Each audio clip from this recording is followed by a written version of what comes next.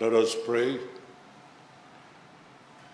O God, we come together in your name in this Parliament to debate our nation's affairs and pass laws for the betterment and welfare of all Fijians.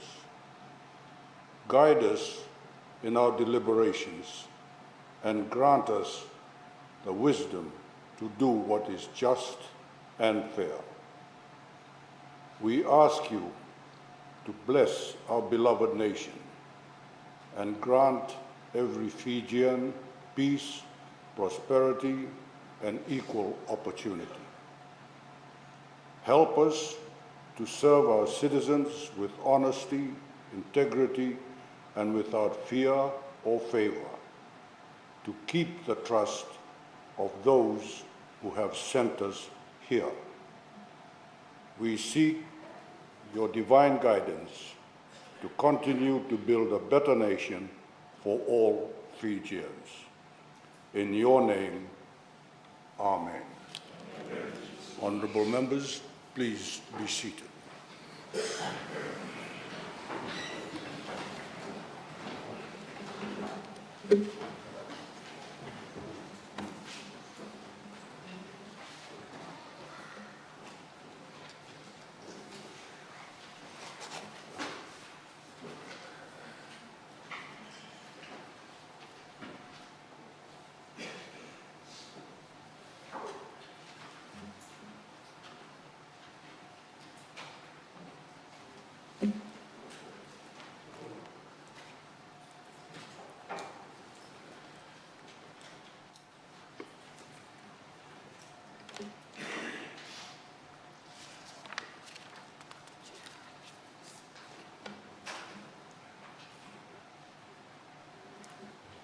Secretary General.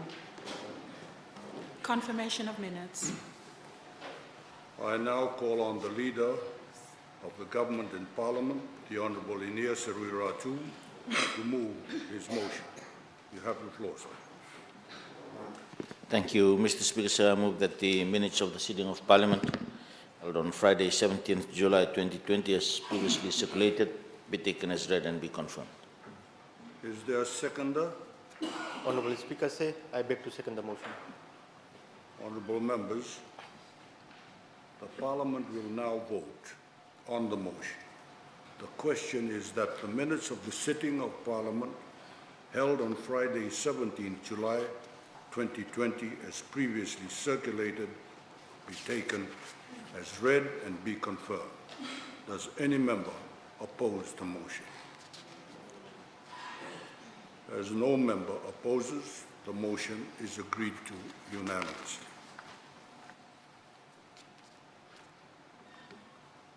Secretary General. Communications from the Chair. Honourable members, I welcome all honourable members to today's sitting of Parliament. I also welcome all those watching the live broadcast and the live streaming of today's proceedings from the comfort of their home, office, and mobile phone. Thank you for taking an interest in the working of your Parliament. Honourable members, later during the morning refreshment break, we will have the handing over ceremony of the ICT equipment by the UNDP Fiji Parliament Support Project. The Fijian Parliament is grateful for the continued support rendered by the UNDP Fiji Parliament Support Project in the area of ICT, especially during this pandemic. This is another milestone achieved, as it has enabled the Parliament committees to continue with its work, meetings, and consultation on bills, reports, and treaties virtually. Honourable members, please take note that the handover ceremony will take place at the big committee room, and I invite all honourable members to attend. Thank you, honourable members.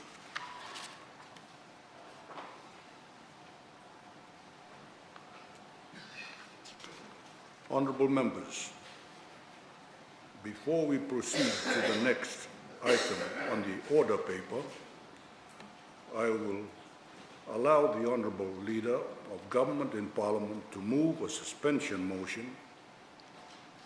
As it is the convention, I am allowing this without notice, as I consider it necessary for the proper conduct of the business of Parliament, particularly during this significant week involving the national budget process.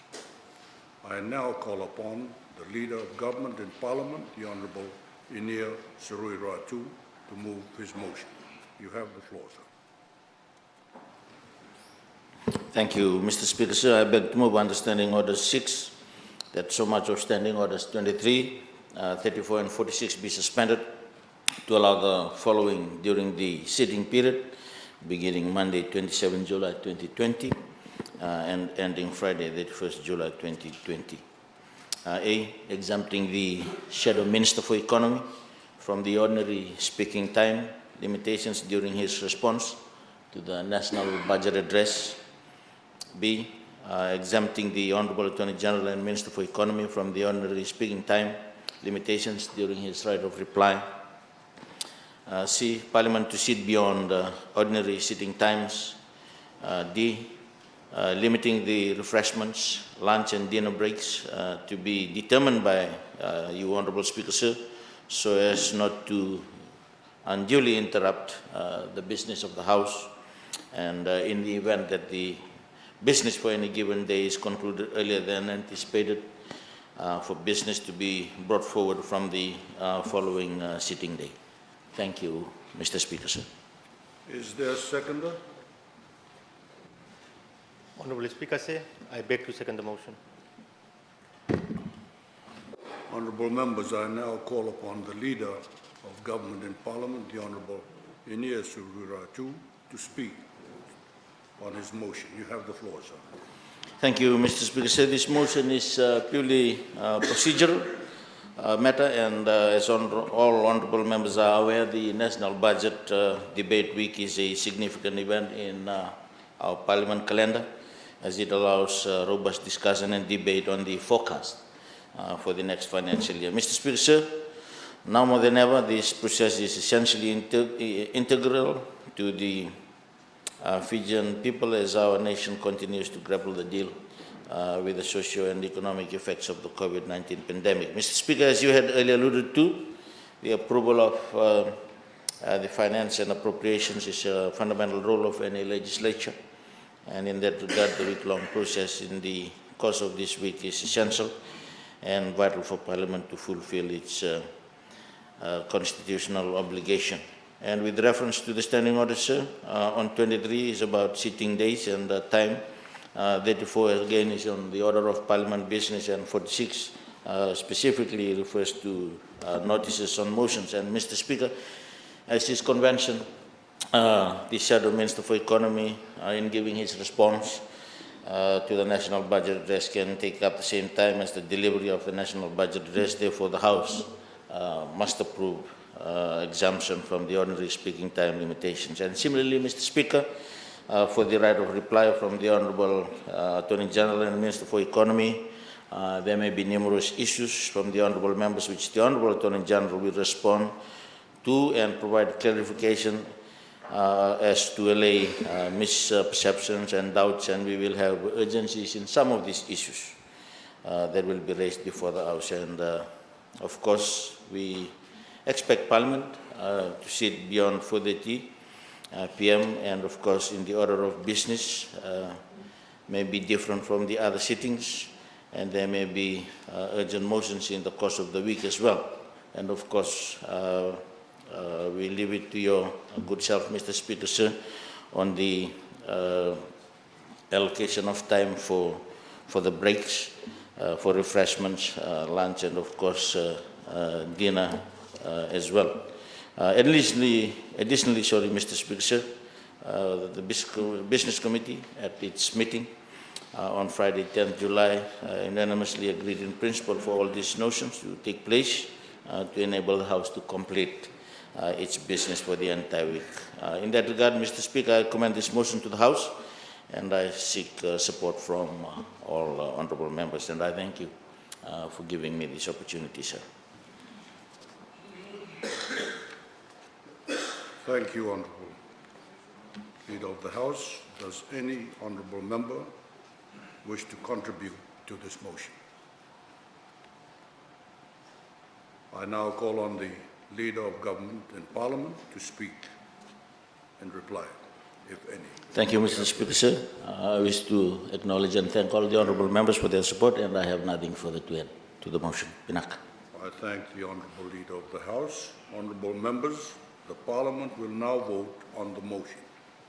The question is, under Standing Orders 6, that so much of Standing Orders 23, 24, 34, and 46 be suspended to allow the following during the sitting period beginning Monday, 27th July 2020 and ending Friday, 31 July 2020. A, exempting the Shadow Minister for Economy from the ordinary speaking time limitations during his response to the National Budget Address. B, exempting the Honourable Attorney General and Minister for Economy from the ordinary speaking time limitations during his right of reply. C, Parliament to sit beyond ordinary sitting times. D, limiting the refreshments, lunch and dinner breaks to be determined by the Speaker so as not to unduly interrupt the business of the House. And E, in the event that the business for any day is concluded earlier than anticipated, for business to be brought forward from the following sitting day. Does any member oppose the motion? As no member opposes, the motion is agreed to unanimously.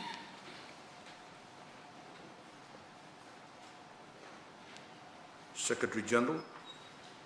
Consideration of bills. Honourable members, I have been advised that there are no bills for consideration today.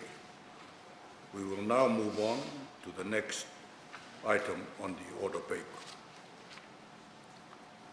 Secretary General. The Honourable Attorney General and Minister for Economy, Civil Service and Communications to move the second reading of a bill for an act to appropriate a sum of $3,211,019,121 for the ordinary services of government for the year ending 31 July 2021, Bill number 13 of 2020. Honourable members, I now call upon the Attorney General and Minister for Economy, Civil Service and Communications, the Honourable Ayaz Syed Qayyum, to move the second reading of the 2020-2021 Appropriation Bill 2020.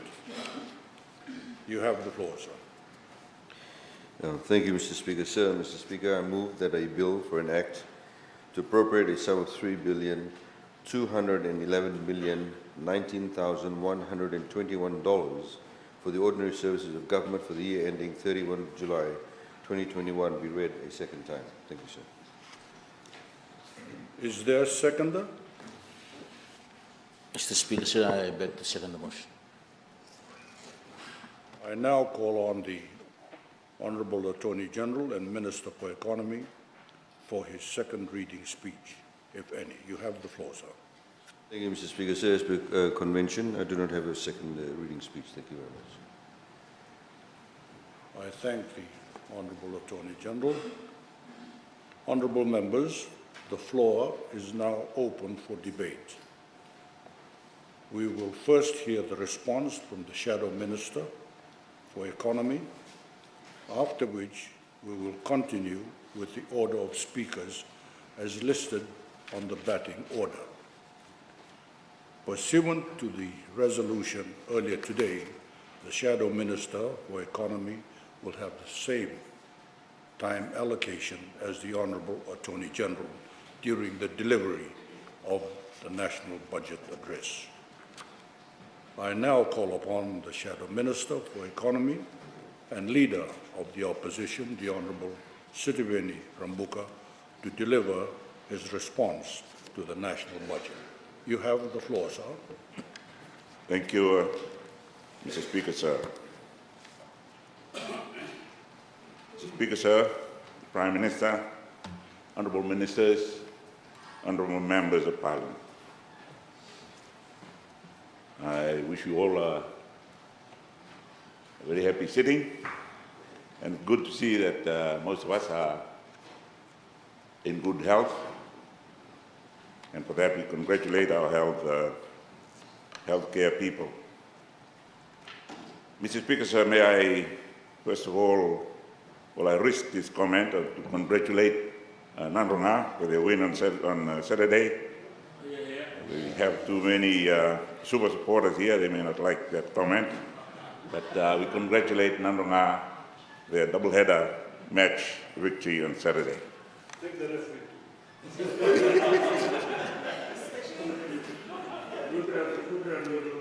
Mr. Speaker, sir, I don't have very good memories of playing in Nandronga.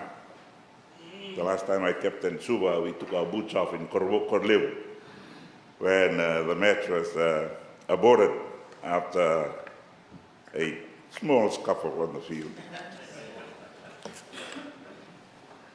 Mr. Speaker, sir, yesterday at the communion service in Wesley City Mission Church, the Reverend Aquila Mbaki mentioned that this is Reconciliation Week.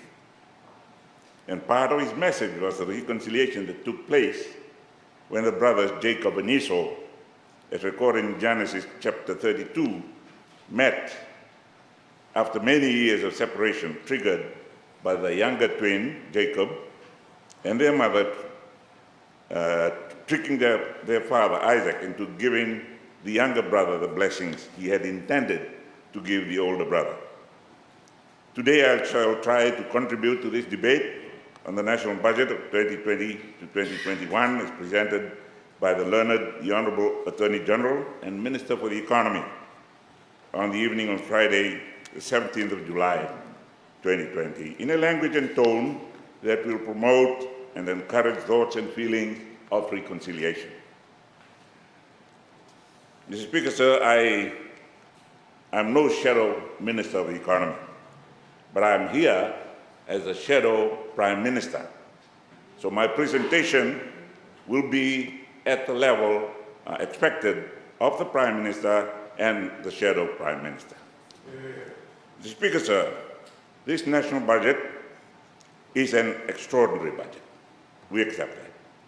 That was anticipated with a heightened degree of hope by the people of Fiji as thousands now look to government for help. These people and all of us here are victims of the economic downturn due to COVID-19 pandemic. There was and continues to be anxiety amongst the people as to how the 2020-21 budget would actually provide them relief and comfort from their current situation.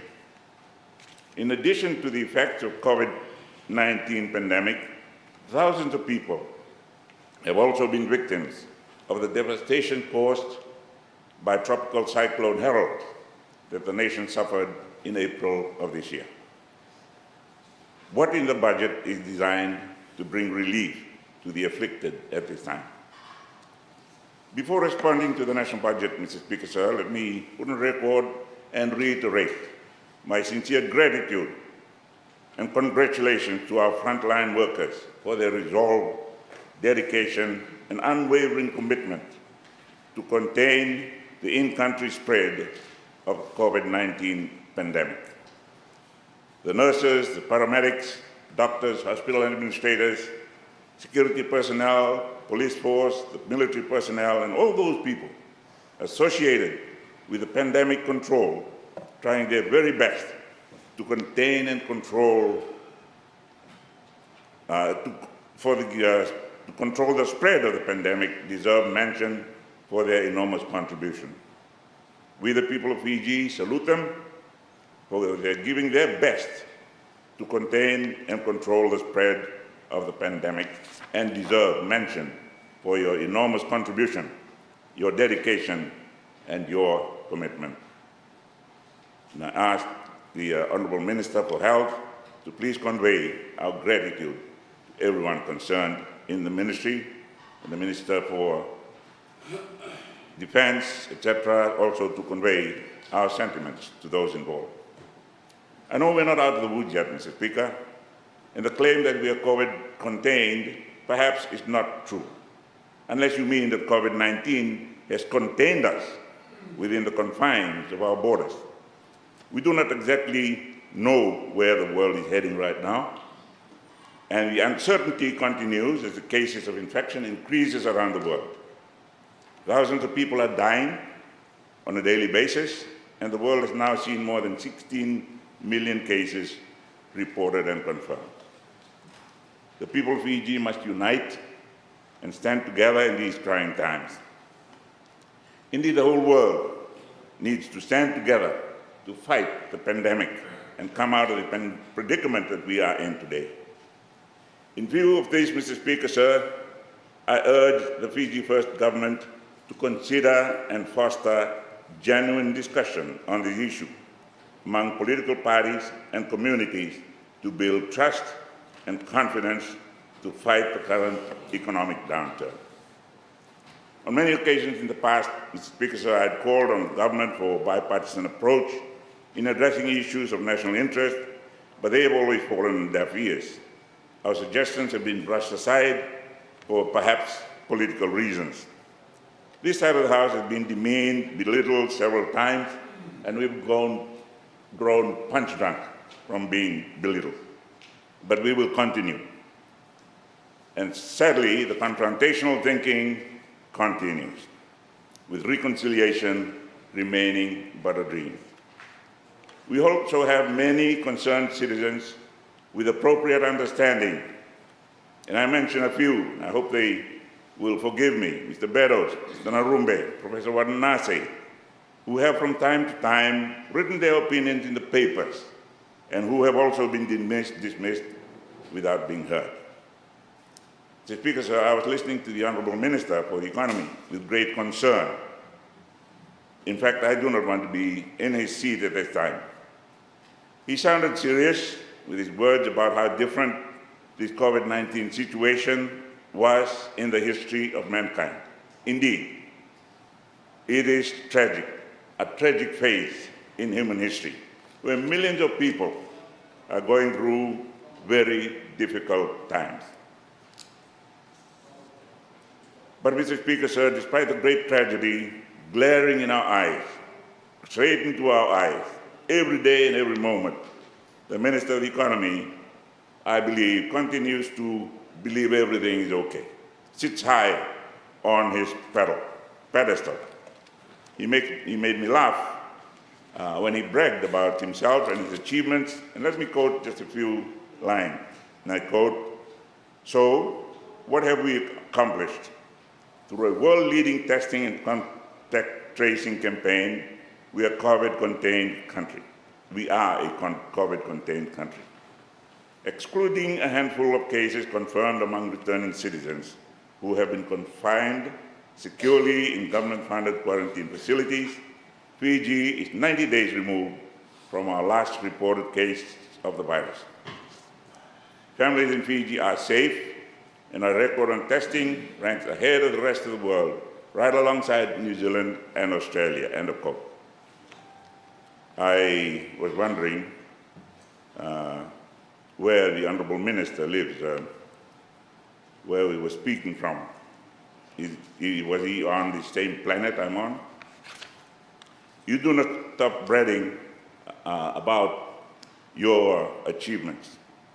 So he does not stop bragging about what he says are his achievements or his government's achievements. Mr. Speaker, sir, I believe he was not very complimentary, in fact, condemning other countries that are so badly afflicted with the pandemic and where people are losing their lives and loved ones, and only praising our neighbors, Australia and New Zealand, perhaps in the hope that they will include us in their travel bubble for our tourism industry. Mr. Speaker, sir, the Honourable Minister of Economy must know that our health care is in complete shambles, and even in that state, they have managed to do very well at this time. The people of this country know this. The people who do not have the luxury of being treated at the super private hospital, commonly known as that, but quite correctly perceived to be that. And they see that it's only for the elite who can afford it. And the people know that well. Mr. Speaker, so had our country not been so isolated and insulated by the wide expanse of the Pacific Ocean, our predicament would have been worse. Our healthcare system is not at all in a position to handle such a pandemic situation. But as I said before, they have done well. They've done very well. We are grateful for the human sacrifice, the human factor of healthcare in Fiji. The fact of the matter, Mr. Speaker, sir, is that Fiji First government, Mr. Prime Minister, has hardly done enough for our healthcare system in the past 10 years. The people of this country know this. Mr. Speaker, sir, let me recall some more of the ministers bragging that some may have forgotten. These were uttered only over a year ago, and I quote, "This age of historic economic achievements, this unbroken decade, has been rightly dubbed by some as the Bainimarama boom for our economy. Not a bump, nor a bubble, but an economic boom that has carried our economy through 10 years of expansion and will go down in history as a decade which solidified Fiji's economic future." That was in the budget address 2019-20, Mr. Speaker, sir. Mr. Speaker, sir, there was no such economic boom, as was claimed by the Honourable Minister. Had it been any semblance of boom, we would not be in a doomed situation as we are in today. Kaboom situation, you know. Mr. Speaker, sir, Order. this pandemic is far more serious than we currently face here in Fiji. People are dying all over the world where infections have been intense, vis-a-vis the USA, India, Brazil, Russia, and Europe. My greatest fear is for the people. God forbid any further infection in our country. Our healthcare system, as I say again, is not in a sound state to cope. Thanks to Fiji First government, misruled for the last 14 years. Mr. Speaker, sir, may I suggest to the government to urgently consider convening a national summit.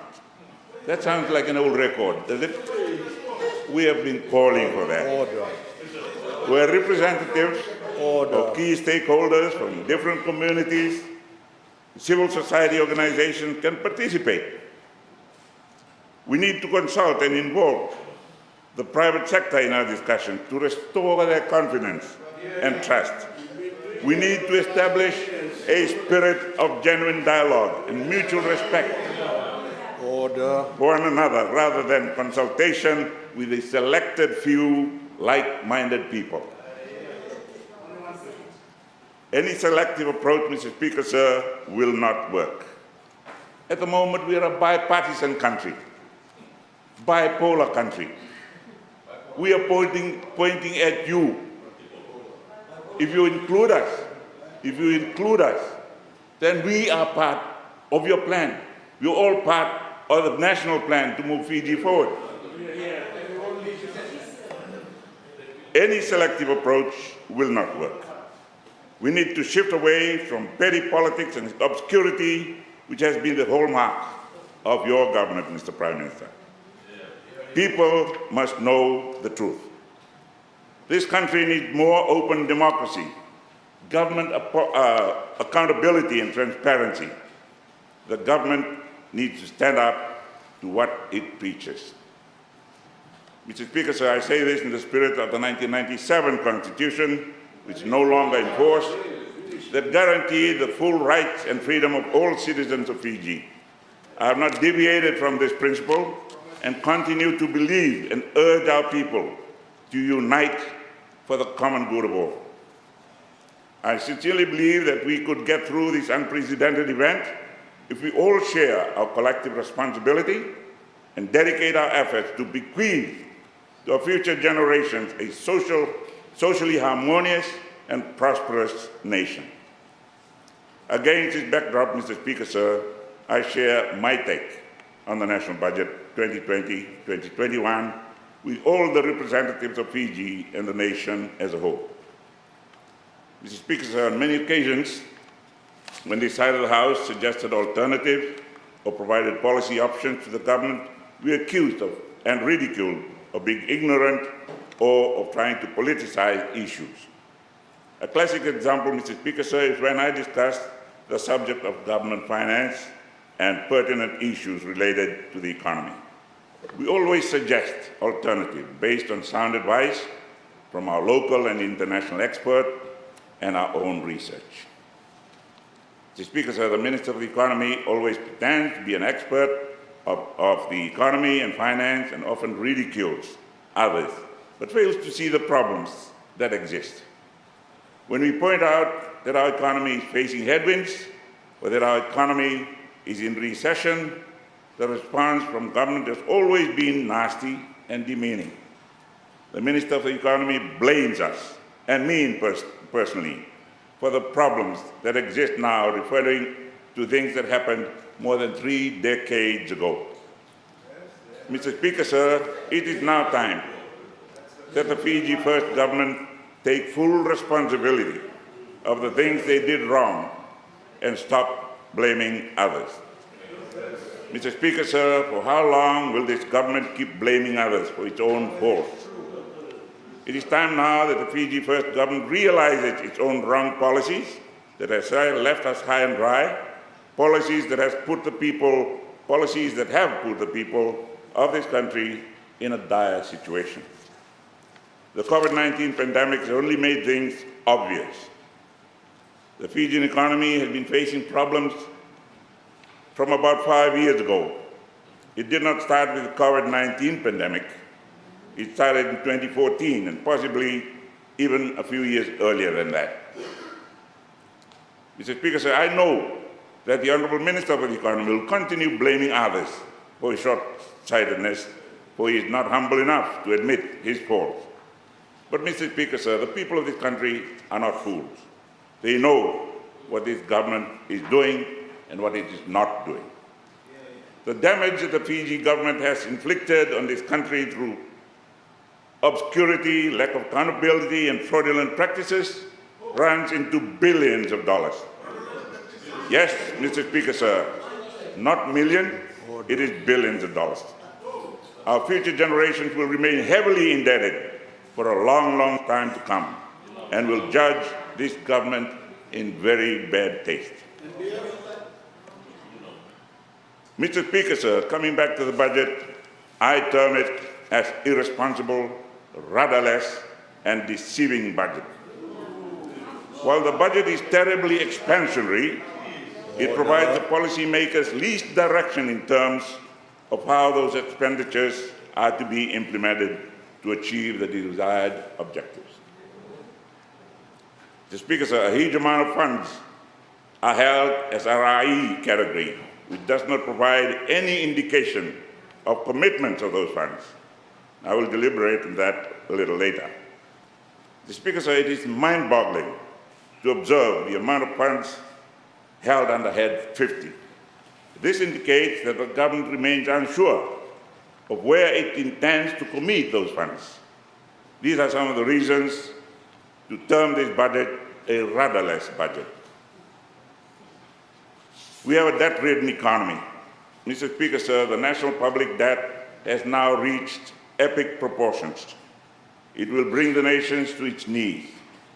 Yes, we agree that the COVID-19 situation is different from all others, as the Honourable Minister has reiterated in his address.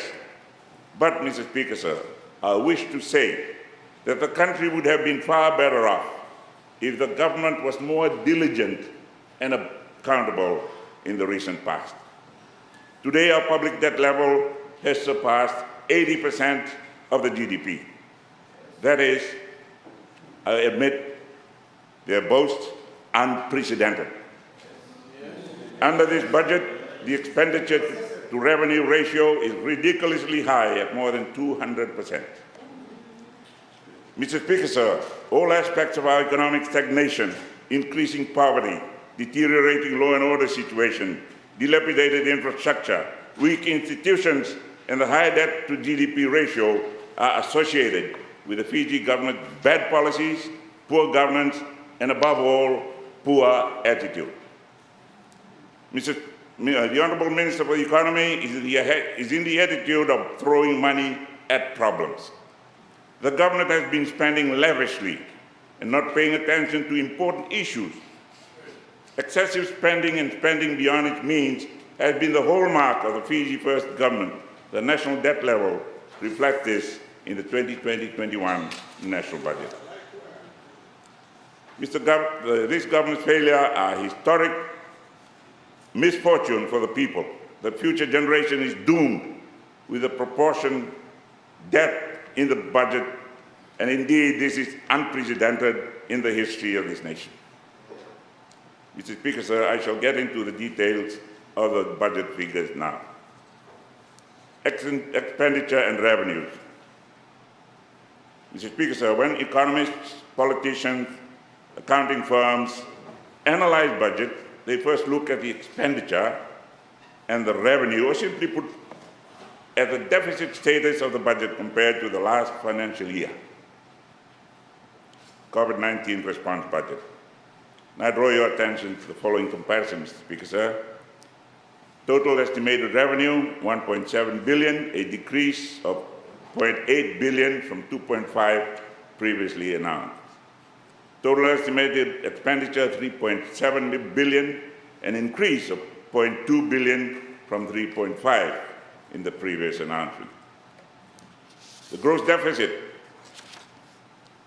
2.5 billion, increased by 1.5 billion from 1.2 before, 1.2 billion. Total loan program, 2.7 billion, increased by 1.2 billion from 1.5 before. Overseas loan, 1.4 billion, increase of 0.8 billion from the 0.6 billion announced before.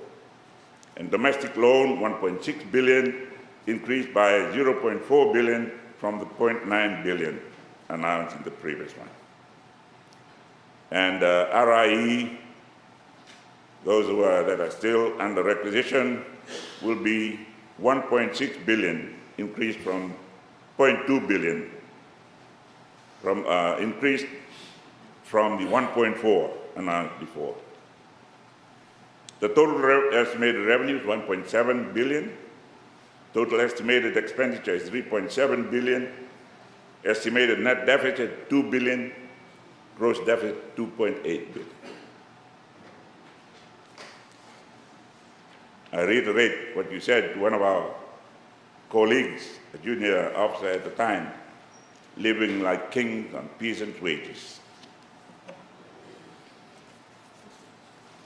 Total estimated revenue, 1.7, a decrease from 0.8 billion from the 2.5 before. Total estimated expenditure, 3.7, increase of 0.2 billion. Gross deficit, 2.8 billion, increase 1.5 billion. Total loan program, 2.7 billion, increased from 1.2 billion, increased by 1.2 from the 1.5 before. Overseas loan, 1.4 billion, increased by 0.8 billion from the 0.6 billion before. Domestic loan and all those things show that things are not well. Mr. Speaker, sir, this is nothing less than a doomsday budget. Just look at the figures. To appreciate the implication of these figures and to determine the right mix of revenue and expenditure, Mr. Speaker, sir, one has to review the trend over the last 7 years, perhaps, so that a realistic budget based on reality can be developed. The average actual expenditure for the last 7 years is around 2.9 billion, Mr. Speaker, sir, and the revenue around 2.6 billion. Compared to 2021 budget revenue will drastically be reduced by 1.7 billion. It is understandable and expected. However, expenditure has increased from the average of 2.9 to 3.7 billion, an increase of 800 million, Mr. Speaker. We know only too well that based on the current expenditure trend, we do not have the capacity to spend the total amount allocated in the budget. The question is, why is the variation so substantial? Basically, revenue streams have not been realized, and second, there is always substantial under-expenditure. The expenditure in the budget is 220% the size of the projected revenue. The deficit of the budget is 120% of the revenue, and the deficit as a percentage of GDP is 20.2%. That is absolutely reckless and irresponsible. There is no such example of a budget like this in the history of not the Fiji, but the history of humanity. If this had happened in a genuine democracy, Mr. Speaker, sir, the minister would have been asked to resign immediately. Mr. Speaker, sir, these figures need the attention of everybody because this is historic. Order. It is unprecedented. Yes, I agree that the time we are passing through is difficult and unique, and we may be doing things that have never been done before. But the fact remains that we cannot do things that put our future generations into perpetual debt. Mr. Speaker, sir, I wish to further draw your attention to the level of deficit in this budget. We, as the representatives of the people, need to know and explain. We need to analyze this, Mr. Speaker, sir. We cannot just let it pass. Mr. Speaker, sir, the gross deficit in the budget is 27.8% of GDP, which points to $750 million in annual loan repayment. That level of public debt now stands at 83% of GDP. Mr. Speaker, sir, the seriousness and the gravity of this matter can only be measured in relative terms. We know that the situation is not normal, but the fact is we cannot go overboard and do things that will hurt our people in the long run. We cannot harm our ability to develop in the future. The level of the debt will do exactly that. It will constrain our ability to borrow in the future for our development. Mr. Speaker, sir, I wish to read to you what the Honourable Minister for the Economy said in his address comparing Fiji with Singapore. And I quote, "The world economy is in the midst of a paradigm shift. Governments around the world are quickly recognizing that only those nations that are willing to step up and finance a recovery will avert catastrophe and emerge whole from this crisis. Terms like prudent management and debt sustainability are taking on new meaning." And he added, for example, Mr. Speaker, Singapore, a nation long renowned for its prudence, launched its fourth stimulus package in May, which pushed its budget deficit to nearly 16% of GDP.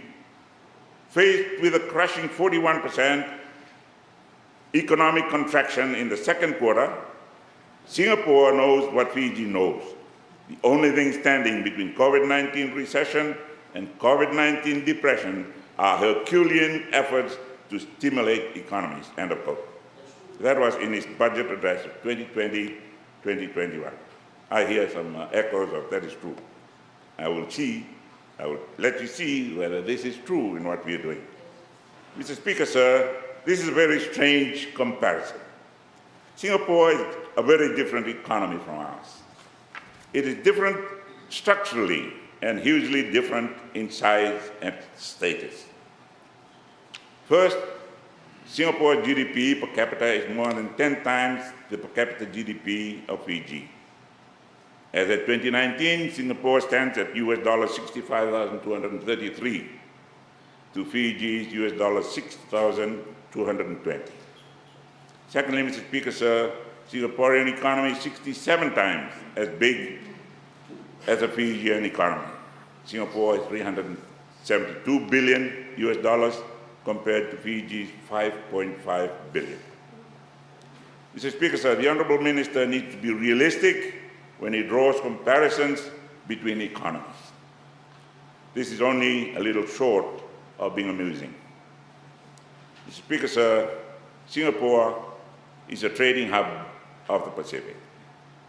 It economically conjoins the Americas with Asia. We do have a comparison. Do we have a comparison there? Even if we do choose to compare, this budget still puts us in a far worse situation than Singapore is in.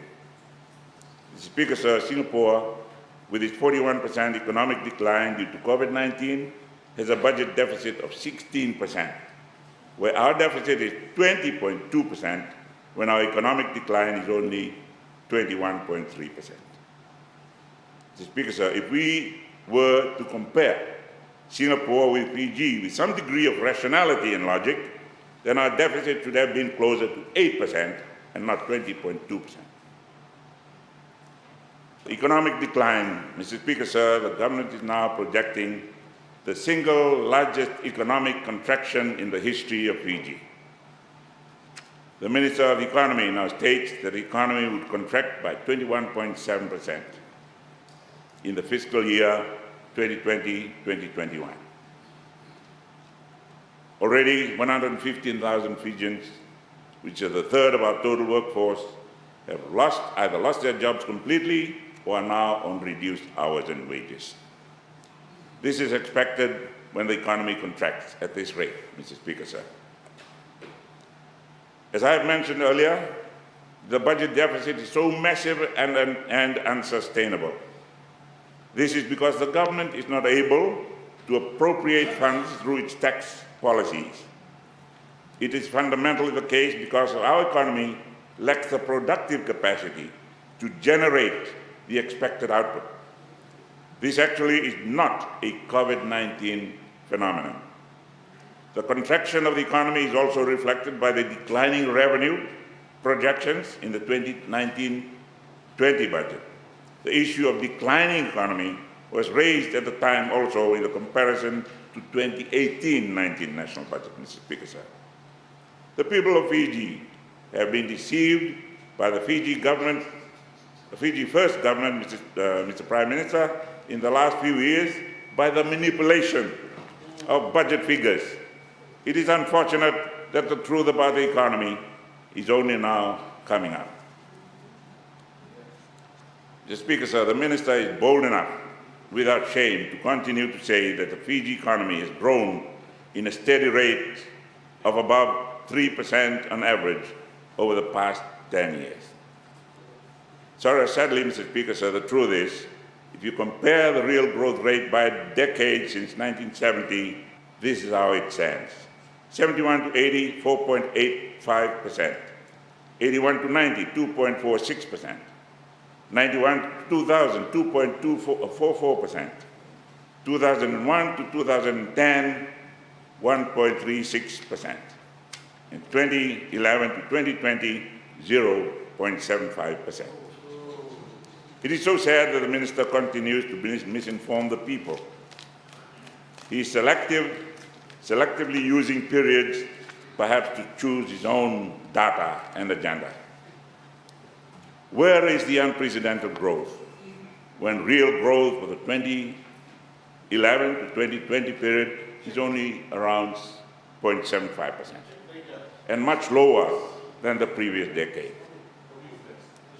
Mr. Speaker, sir, we all know that the economy was already in recession from a long time back, and even, especially in the last 4 years. The fact is that despite the economy in recession, the government continued to be bullish, and we've used that word before, on expenditure and refused to consolidate government finances. Today, Mr. Speaker, sir, we see the dire consequences of the government's budgetary follies. Mr. Speaker, sir, this side of the House, and I have the confidence of the Honorable Mr. Biman Prasad to say this, we have been raising this issue in the last 4 years, that the economy is in recession. This advice has been totally ignored and have fallen on deaf ears. The truth and the reality, Mr. Speaker, sir, becomes obvious now. It becomes obvious when the COVID-19 response budget was presented to Parliament in April this year. Mr. Speaker, sir, it is already known in public through the social media that the Honourable Minister of the Economy has been manipulating and inflating the revenue figures to exaggerate economic growth. In a nutshell, the manipulation of the budget figures in the last couple of years, particularly inflating the revenue figures to intentionally reduce government deficit, is a cardinal sin and unacceptable. If you did that and you're trying to borrow money from the bank, you would be charged and taken to court. We're lying to the people. Prior to COVID-19 budget, the revenue shortfall was already hovering at about $1.5 billion. Mr. Speaker, sir, this is debauchery of the highest order. This should not be tolerated. Any credible Prime Minister of a credible democratic government will not tolerate such behavior from his Minister for the Economy. The Prime Minister should seriously consider reallocating that ministry to somebody more capable. Or you take it on, Prime Minister. That is your responsibility, looking after the economy of the nation. Mr. Speaker, sir, the people of Fiji should know the truth. We should not solely blame COVID-19 pandemic as an act of God, as claimed by the Minister of Economy. The Fiji First government has always put blame on others, even on God, for things they have done wrong. The Fiji First leaders have been in power for the last 13 years and have committed many unethical practices. Mr. Speaker, sir, it is time to stop blaming others. It's time for you to take responsibility and must know that the people of Fiji are watching. If you do not act with honor and grace now, history will judge you harshly. The growth forecast, Mr. Speaker, sir. It's interesting to note the growth forecast of 14% by the Reserve Bank of Fiji for the next financial year, and that is overstated and unrealistic. It is very clear that the independence of the Reserve Bank of Fiji has been compromised through interference from the Minister of the Economy. These figures are all over the place, particularly in independent institutions. Based on the June release on performance of key sectors of the economy, all the sectors show a negative figure, hovering around minus 30.4%. Electricity, minus 7.4%. Cement, minus 28.7%. Gold, minus 7.6%. Pine wood, minus 23.9%, Mr. Speaker. Sawn timber, minus 50.8%. Wood chip, minus 11.5%. Visas arrival, minus 56.2%. Lending for consumption, minus 20.2%. Net VAT collection, minus 30.1%. New registration for VAT, minus 45.3%. Sales of vehicles second-hand, minus 65.5%. Domestic cement sale, minus 18.8%. New lending for buildings and construction, minus 28.7%. Mr. Speaker, sir, we really need a miracle to achieve the growth forecast figure given to us by our Reserve Bank of Fiji. It takes time for these sectors to rebound. While some may take a shorter lag period, Some will take longer. This is another clear indication of the cooking and manipulation of information, which is clearly evident in the budget figures presented by the Honourable Minister for the Economy. Import duties and import and domestic industries. The Speaker, sir, the statement made by the Minister for the Economy to justify the changes in tariff is absurd and short-sighted, and he is still trying to put the blame on somebody else. We should stop the blame game and take full responsibility. And I say this when he said, and I quote, Fiji's overly complicated customs system has put too much discretionary power in the hands of customs officers. And I don't know whether the Honourable Prime Minister will agree with that statement, which leads inevitably to inconsistency, uncertainty, and corruption. Do you agree with that? Yes, I do. I'm sure many importers have found themselves at the mercy of customs officers, imbued with subjective and corruptible power to decide which vaguely defined duty their goods will attract. It's not a system suited to an efficient economy, and we are scrapping it. How many times customs officers have been prosecuted? How many have been convicted? They sound like a very inefficient leader or commander blaming your troops, or a worker blaming his tools. Mr. Speaker, sir, there is no doubt that we are facing unprecedented challenges in the backdrop of the government claim of unprecedented growth, Bainimarama boom, and so on in the past. Mr. Speaker, sir, it is absolutely tragic that our country is not just in a recession, but in deep crisis, a crisis that is reminiscent of the Great Depression, and it is a global one. However, the solutions to our problems cannot be borrowed from elsewhere. Our problems are unique, and no other country can offer us unconditional assistance, not even a conditional one, as all countries are affected and are in similar crises. Mr. Speaker, sir, apart from providing livelihood to our citizens, we must also ensure that our industries remain viable. The current crisis requires us to be diligent in how we tread our economic path from here forward. We're not even sure how the world trade will continue in the future, and how it will re-establish its functions to promote global trade, just as US and China conflict escalates.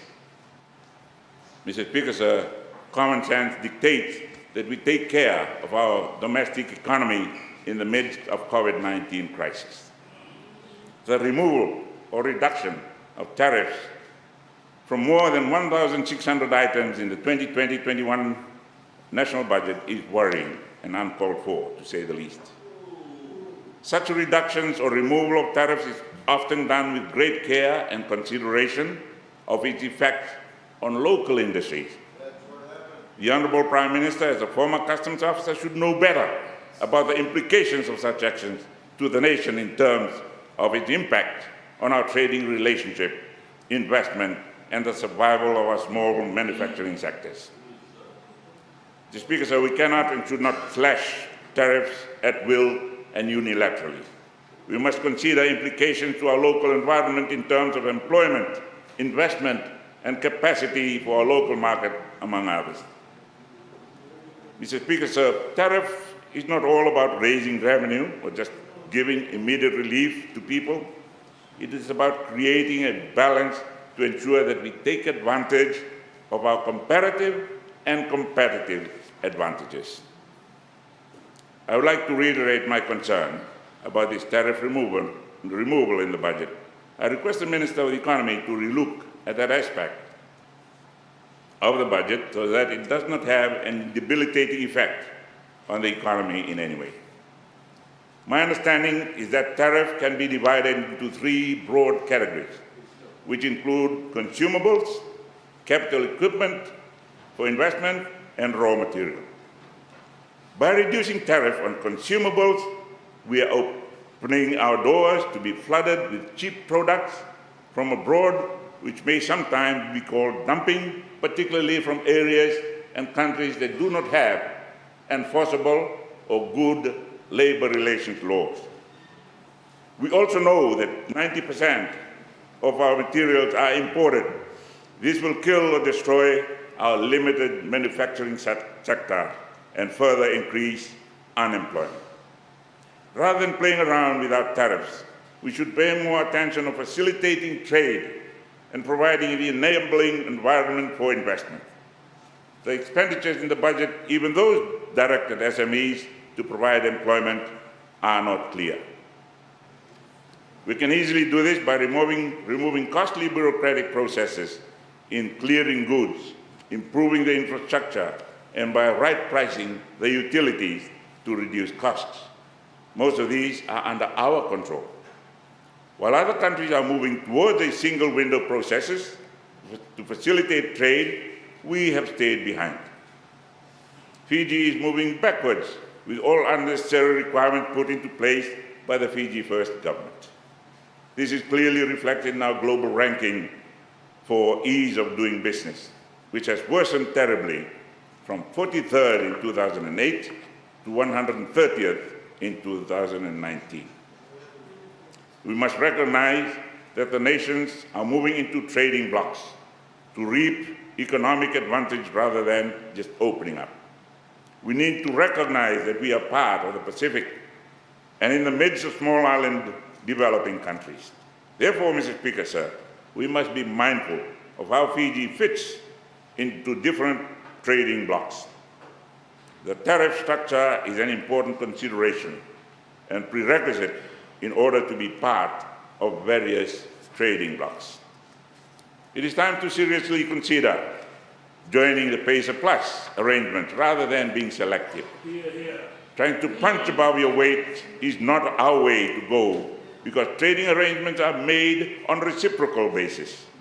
Therefore, we should rethink our trade policies and resume talks with our traditional partners in the Pacific.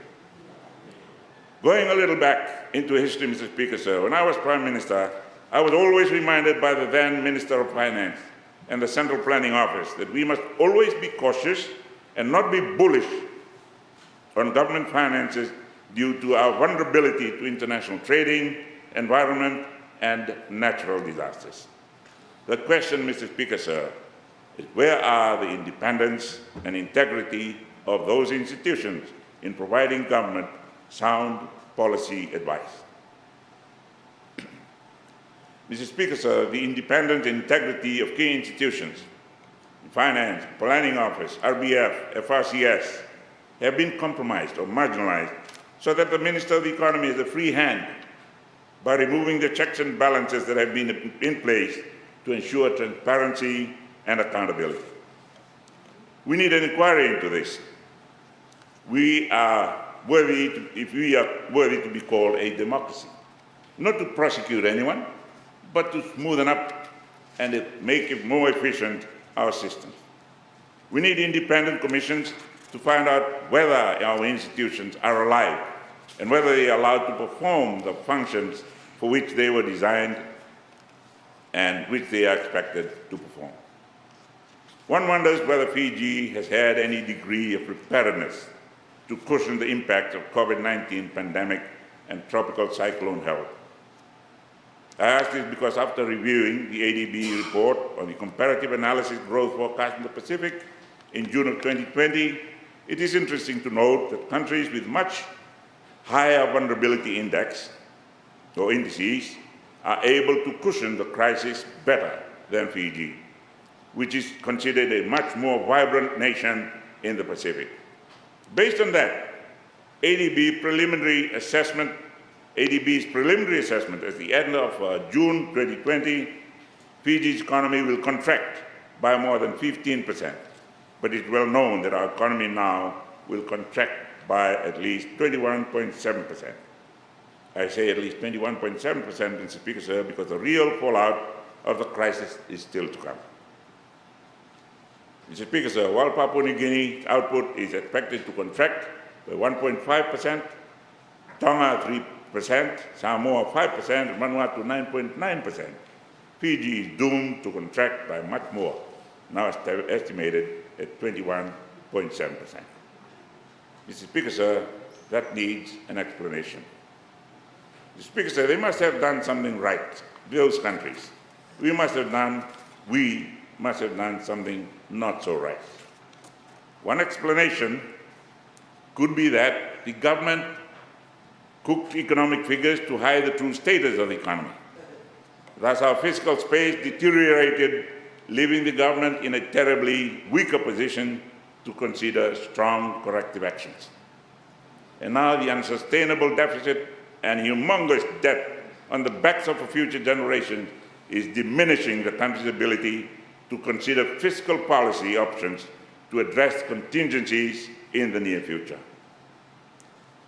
Foreign Affairs, Mr. Speaker, sir, I'm very much concerned with the decision taken by government to unilaterally close down 5 of our embassies, particularly those in the United States, Papua New Guinea, and Malaysia. Papua New Guinea was the first government to recognize the post-1987 administration in Fiji. And last week they had their Remembrance Day, public holiday, to honor the thousands of Papua New Guinean natives who fought alongside Allied forces in the war against the Japanese in World War II. They helped in slowing down the Japanese advance into the Pacific and prevented them from further conquest and occupation of the Melanesian West. Papua New Guinea sponsored Fiji's entry into the Melanesian Spearhead Group during my term as Prime Minister, Mr. Speaker, sir, and Papua New Guinea has been a loyal and faithful partner in the bloc negotiations during the WTO GATT and ACP-EU trade talks, particularly in the early 1990s when I was Prime Minister. Firstly, while I, and I'm sure this government recognizes that it is their sovereign choice, or our sovereign choice of a country to do that, however, as a courtesy, perhaps a phone call from our Prime Minister to the Prime Minister of Papua New Guinea, or perhaps a briefing with our High Commissioner, Tigoi Tonga, would have eased the situation. This act alone, as it happened, would be regarded as a diplomatic faux pas, and you understand that, Mr. Speaker, sir, better than most of us, or diplomatic affront. Secondly, permanent closure would imply a serious diplomatic incident, or that a breach may have occurred, like a situation of war, which would lead to such an announcement through a budget statement. In PNG's experience with Singapore, following their unilateral decision to close their High Commission there in the late 1990s because of cost, which is our reason now, they found it extremely difficult to reopen their embassy or their High Commission in the year 2000. Fiji may encounter similar difficulties in the future if a new Fiji government decides to reopen the 5 missions that will be closed. Finally, this closure, as a consequence, may have implications for Fiji's membership of the MSG. PNG may consider that in spite of having a very close relationship through MSG, Jakarta and Abu Dhabi are considered by Fiji to be more important than Port Moresby. The United States has always been a part of Fiji's history, in peace and in war.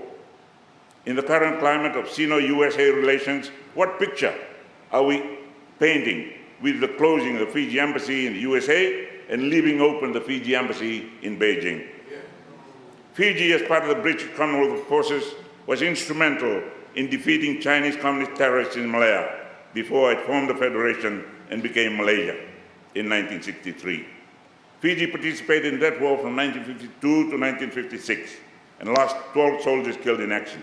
Your late Ratu, Mr. Speaker, sir, the Deputy Prime Minister, Colonel Ratu Sir Edward Tupunabo Zakamba was one of the commanding officers of that battalion that participated there. In view of these historic associations, Mr. Speaker, sir, I believe the government should reconsider this decision, take into account the historical background regarding our relationship with those countries. Our relationships with these countries were based on strong economic and geopolitical rationale. It's also very important that we continue to foster and build stronger relationships with those countries, particularly at this time in history when we are facing crisis and global geopolitics in taking an unusual turn, shape, and dimension. I did not mention that you also participated in Borneo after independence, also in the actions against terrorists at that time. Sectoral, Mr. Speaker, sir, yes. Sectoral expenditure, Mr. Speaker, sir, there are many expenditure allocations that are troubling and need the attention of Parliament. I've already mentioned the dilapidated condition of our healthcare system and the likely inability to handle any serious pandemic situation or the worsening of the current one. Mr. Speaker, sir, the allocation for the education sector has been reduced by $20 million this fiscal year, when in fact this one sector where lots of intense involvement of teachers is needed due to remote and flexible teaching. Mr. Speaker, sir, this is nearly $40 million decline since the 2018-2019 budget. This reduction begs this question, whether it is an indication of the declining importance of education in our country, or is that earlier allocations were wasteful and has been largely the case of previous years. Well, Mr. Speaker, sir, this has been the hallmark of the Fiji First government since it came into power. The education sector should have increased drastically in this situation to reflect more support for activities to cater for new learning and teaching programs like distance and flexible learning. Tourism, Mr. Speaker, sir, this sector is a sector that has brought down our economy substantially, or at cost. I know very little can be done about that. It relies so much on a healthy world environment. But I would have expected the government to take significant measures to generate domestic tourism. Looking to turn Tasman or Pacific bubble to be extended to Fiji may be too optimistic. Even the projection of 60% to 66% recovery for 2021 and 2022 respectively may be over-optimistic. Mr. Speaker, sir, the government wishful thinking that early recovery of the economy is least likely to grow by 41.1% in 2021 as projected in the supplement to the budget. The IMF and ADB projections are much lower than projected by the government. So what I see here is the Honourable Minister is again not observing any restraint on or consulting the right people and institutions about economic issues affecting us. These government projections, Mr. Speaker, sir, are shots in the dark to hoodwink the people. It is again the case of bad habits die hard for the Honourable Minister for the Economy. Mr. Speaker, sir, these primary sectors, agriculture, fisheries and forest, they offer great hope for the economy and for the country. These sectors need special attention of the government so that our SMEs can engage in those sectors to create new industries that would employ our people. We need special development strategies to realize SME success in those sectors. Lots of targeted programs can be put in place that can become successful if right ideas are implemented with government assistance. Such industries could become self-sustaining since they are sources of raw material and sourced from raw material. Mr. Speaker, sir, manufacturing. Lots of targeted policy are needed in manufacturing to support that sector. This sector generates a lot of jobs. If merchandise exports can be maintained, this sector can prove to be of great advantage in terms of creating and sustaining better paid jobs. Areas of possible reduction are diverted to other priority sectors of the economy, Mr. Speaker, sir. Some of the specific allocations that I feel are unnecessary to be removed to reduce gross deficit or redirected to key sectors of the economy are construction of new Prime Minister's office, 7 million. Leasing of government vehicles, 29 million. Increase in government grant, 27.3 million. Construction of new police station, 40 million. Charge of the public debt, 1.2 billion. Mr. Speaker, sir, do we really need to construct a new office for the Prime Minister when there are people in the country going hungry? No. Is the timing right? I believe the timing is not right. Is there any urgency for a new office for the Prime Minister? The allocation for government vehicles continues to increase, now at $29 million. It is time we streamline this expenditure. There are better ways to improve efficiency through pooling arrangements, particularly at this time. It is surprising that the rent for office space under Head 50 has increased by 7.2 million from 27.3 million to 34.5 million. Government has frozen increases in rent, but it continues to pay the rich landlords through this increase. Mr. Speaker, sir, do we really need the construction of the new police station valued at $14 million? No. It is time to consolidate and work with the community and focus on improving existing infrastructure. Mr. Speaker, sir, it is worth noting that $1.2 billion has been allocated under Head 52 for payment of public debts, principal and interest.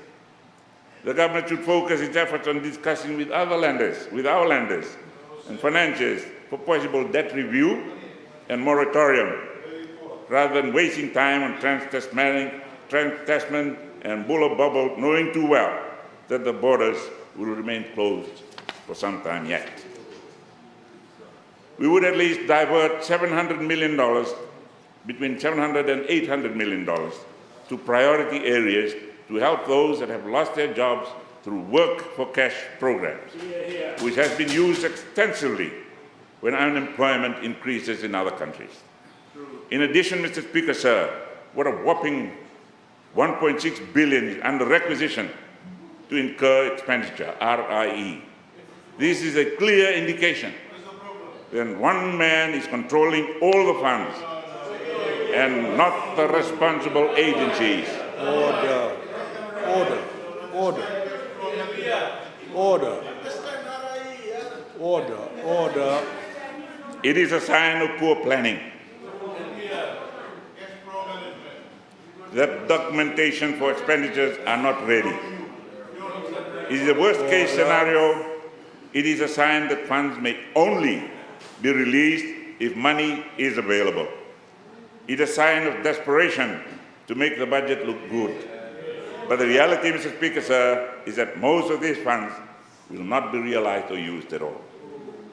In program budgeting, there is no such thing as saving, because everything should be well programmed for implementation.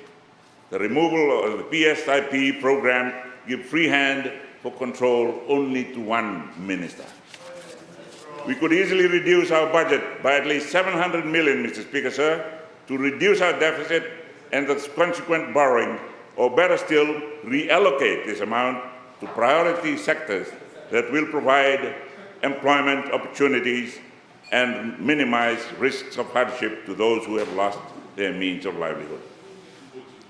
Mr. Speaker, sir, after reviewing and analyzing the budget in detail, the most important issues that keep creeping into my mind is how this budget will help ordinary people that are suffering from the crisis and how it could be balanced.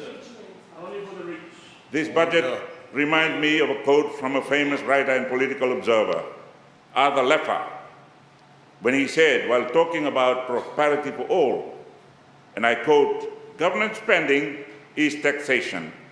When you look at it this way, I have never heard of a poor person spending himself to prosperity. Let alone, I've never heard of a poor person taxing himself to prosperity." End of quote.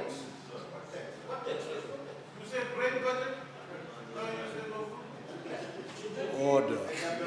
Mr. Speaker, sir, the biggest challenge facing our nation today is not global warming or COVID-19 pandemic.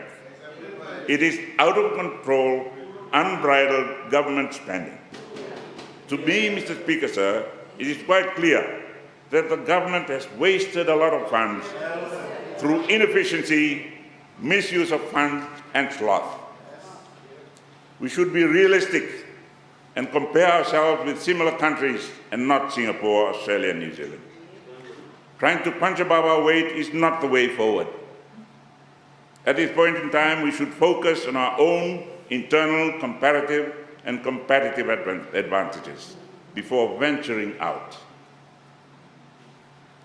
However, we must try and maintain our bilateral and multilateral arrangements rather than trying to work it alone. Our expenditure must be well targeted to priority areas that will surely help our people, particularly the most vulnerable, rather than supporting big entities who have been exempted and are paid high rent despite the freeze. Food security and the protection and well-being of our people should be paramount, rather than the big businesses who are already rich and have a reserve to cushion them from the impact of the crisis. Mr. Speaker, sir, let us prioritize the human side of everything, keeping in mind the future of our citizens. Thank you, Mr. Speaker, sir. God bless Fiji.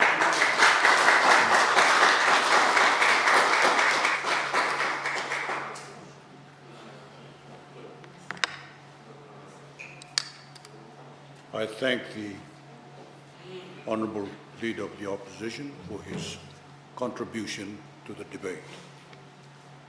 Honourable members,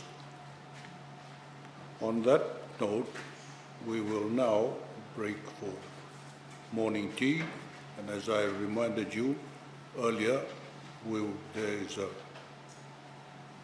ceremony at the big committee room to which you are all invited.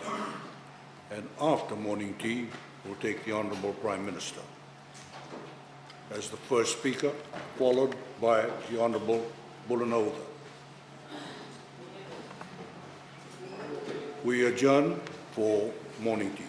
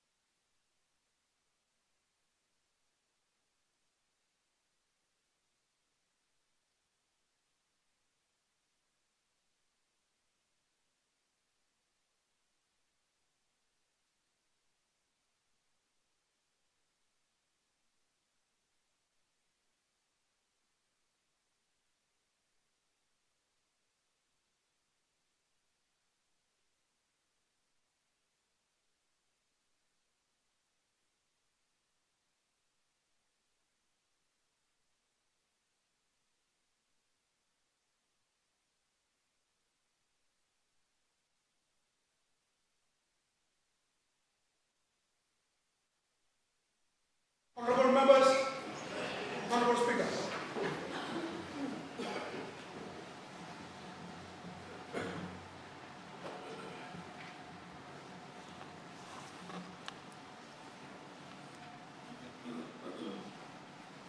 Honorable members, please be seated.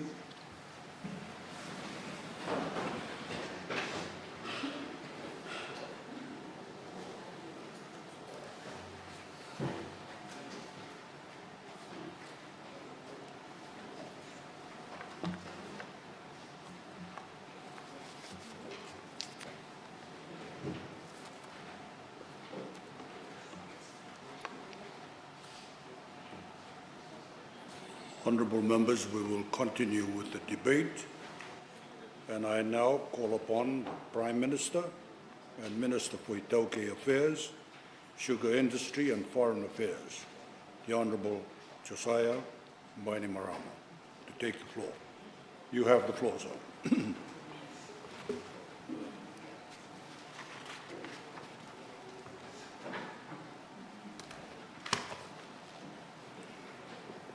Thank you, Honourable Speaker.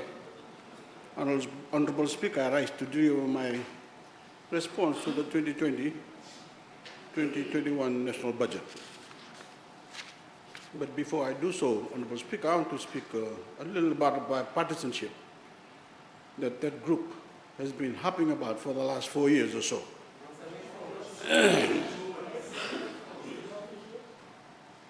Honourable Speaker, the leader of the opposition has been harping about this bipartisanship coming from a man. This is coming from a man who brought us to our knees and brought racial intolerance.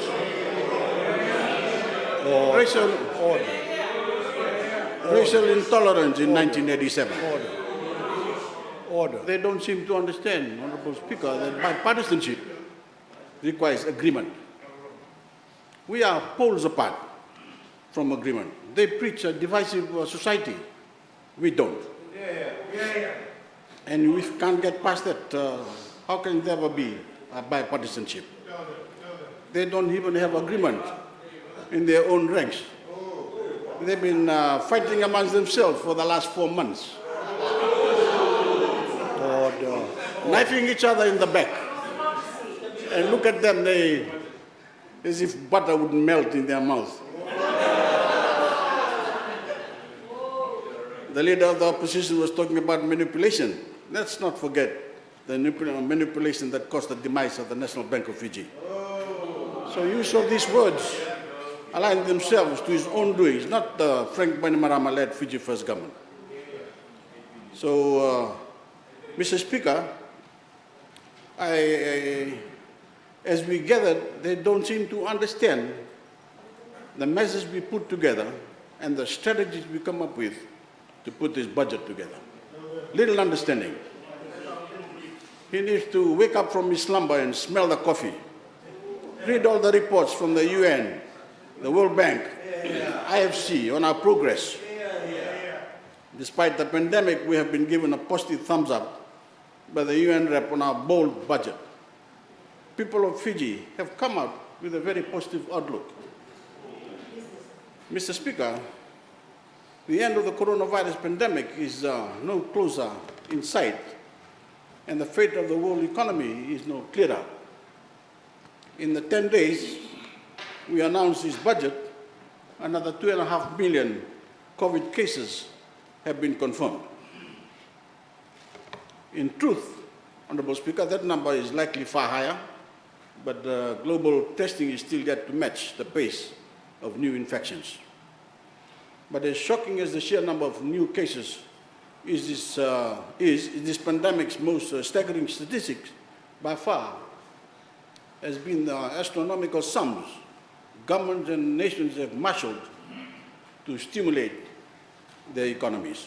As we gather to debate this budget, every government, every nation on earth is cranking out recession-holding levels of spending. We're talking about trillions upon trillions of dollars, Mr. Speaker, figures we've never seen before. Why? Because the world's foremost financial leaders all seem to get what some members of opposition cannot fathom, that this could be the world's worst ever economic crisis. And this COVID-fueled economic fallout will only end if nations and governments step in to stop it. If you've spent this pandemic locked in the Novotel and Holiday Inn, I don't expect you to comprehend that greater global picture. You can't take a view on this new era of economics when you can't see further than your own party's future or your own rank and privileges. But with regards to some supposed economists, Order.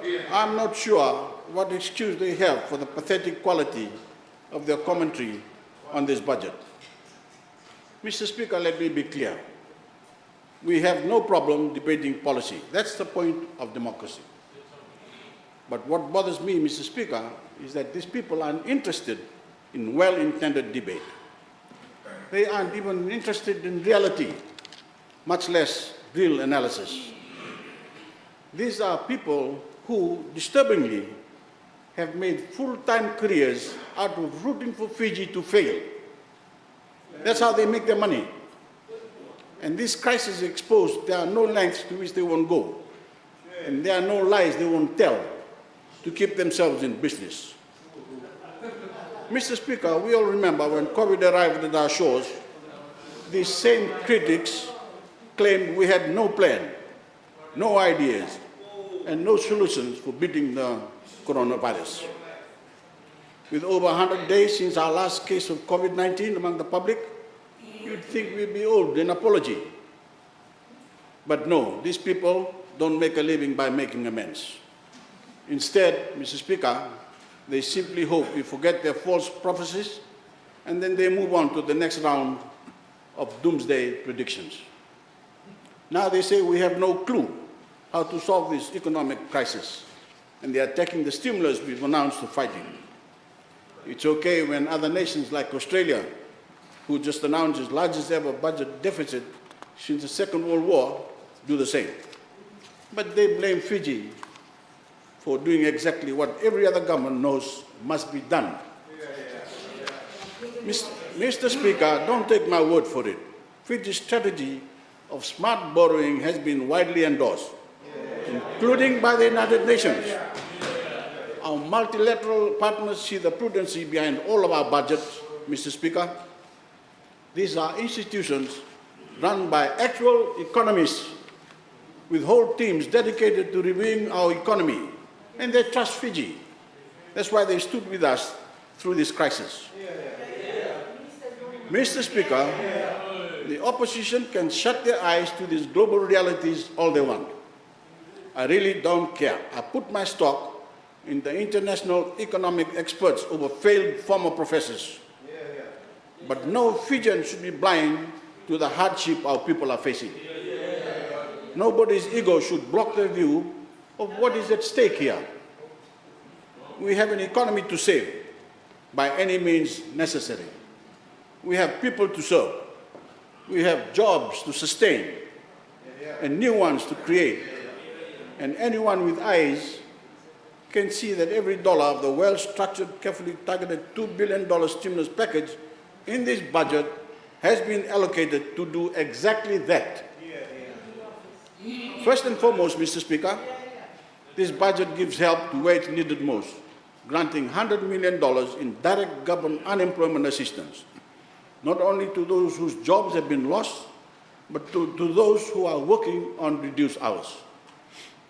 You'd think, Mr. Speaker, that $100 million figure would be worthy of a front page headline. Unfortunately, Mr. Speaker, the Fiji Times prefers to parrot cherry-pick levels of debt servicing payments on debt that they failed to mention was mostly accrued prior to 2007. The leader of the opposition has been harping on that debt. You should look back behind 2007. But that's no surprise.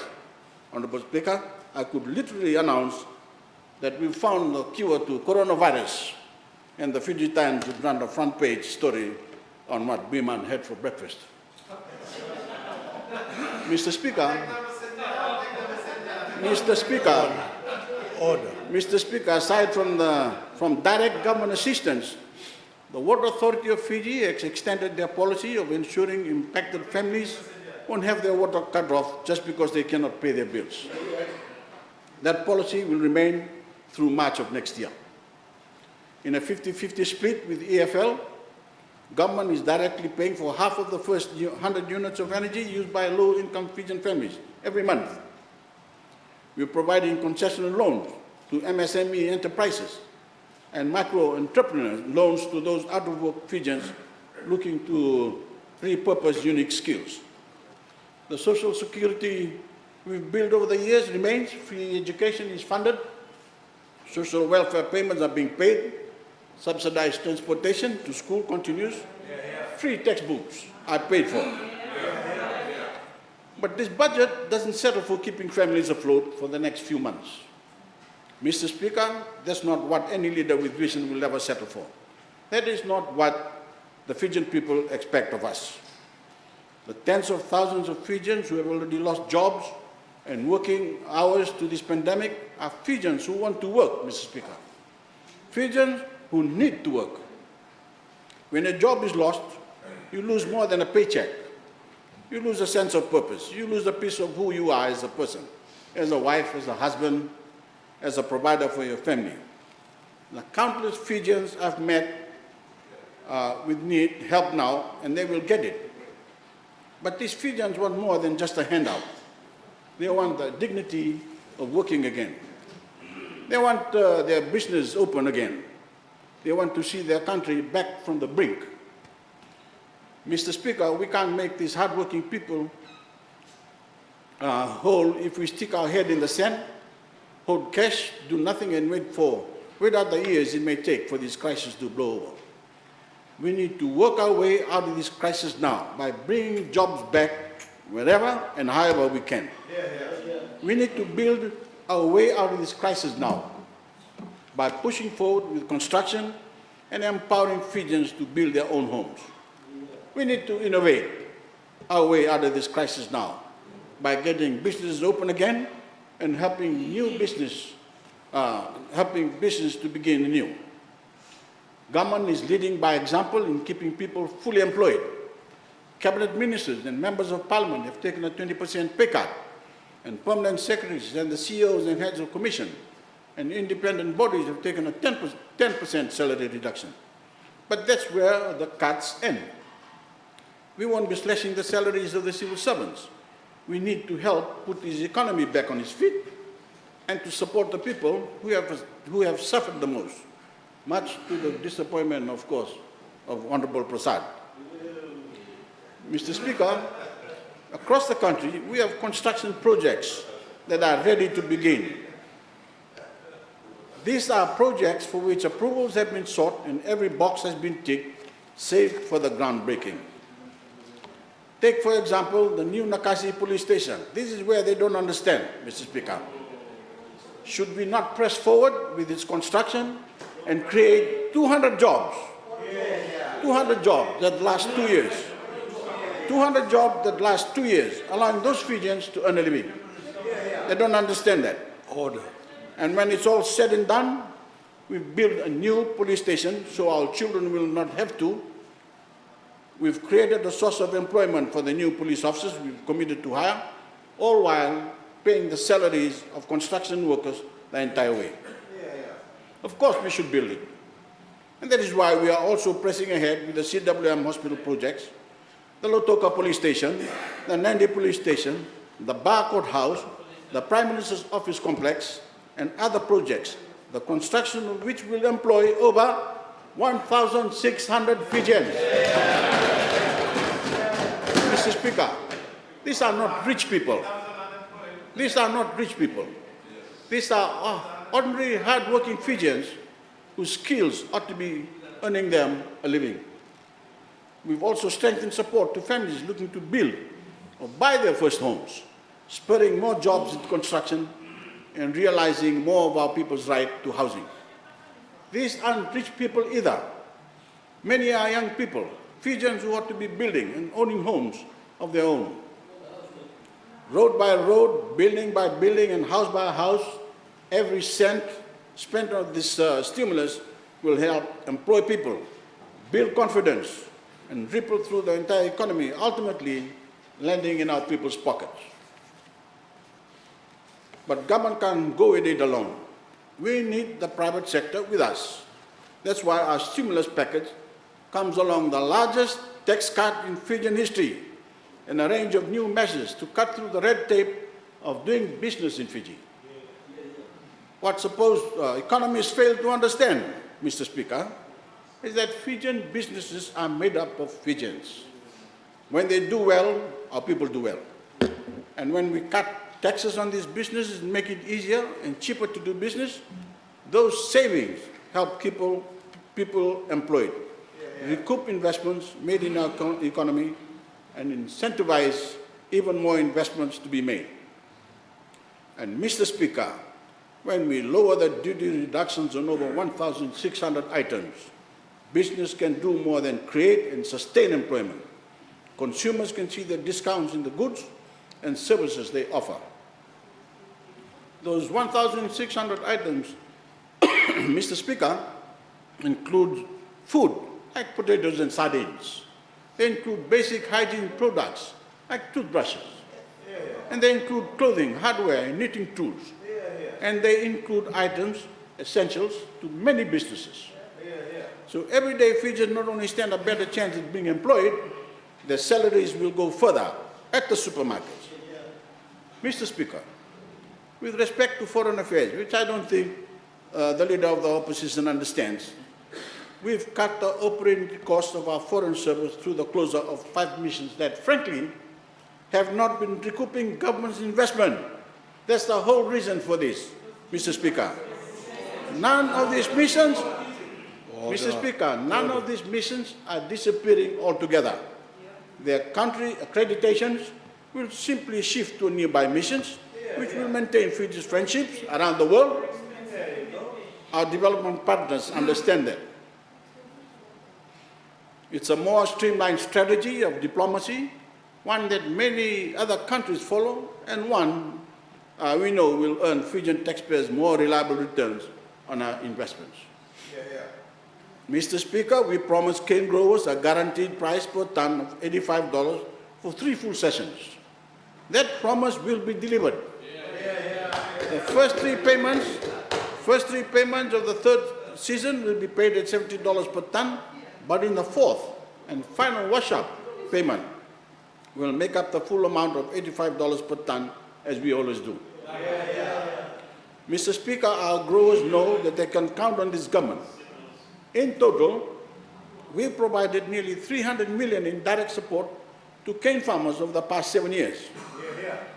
Cane growing is the only agriculture sector to which we guarantee a price per ton, and that relief comes on top of the cane planting grant, the building of new cane access roads, the subsidization of fertilizer and weedicide, the buying of new trucks, the assistance we grant new farmers, and our commitment to accelerating mechanization, all which are fully funded this year.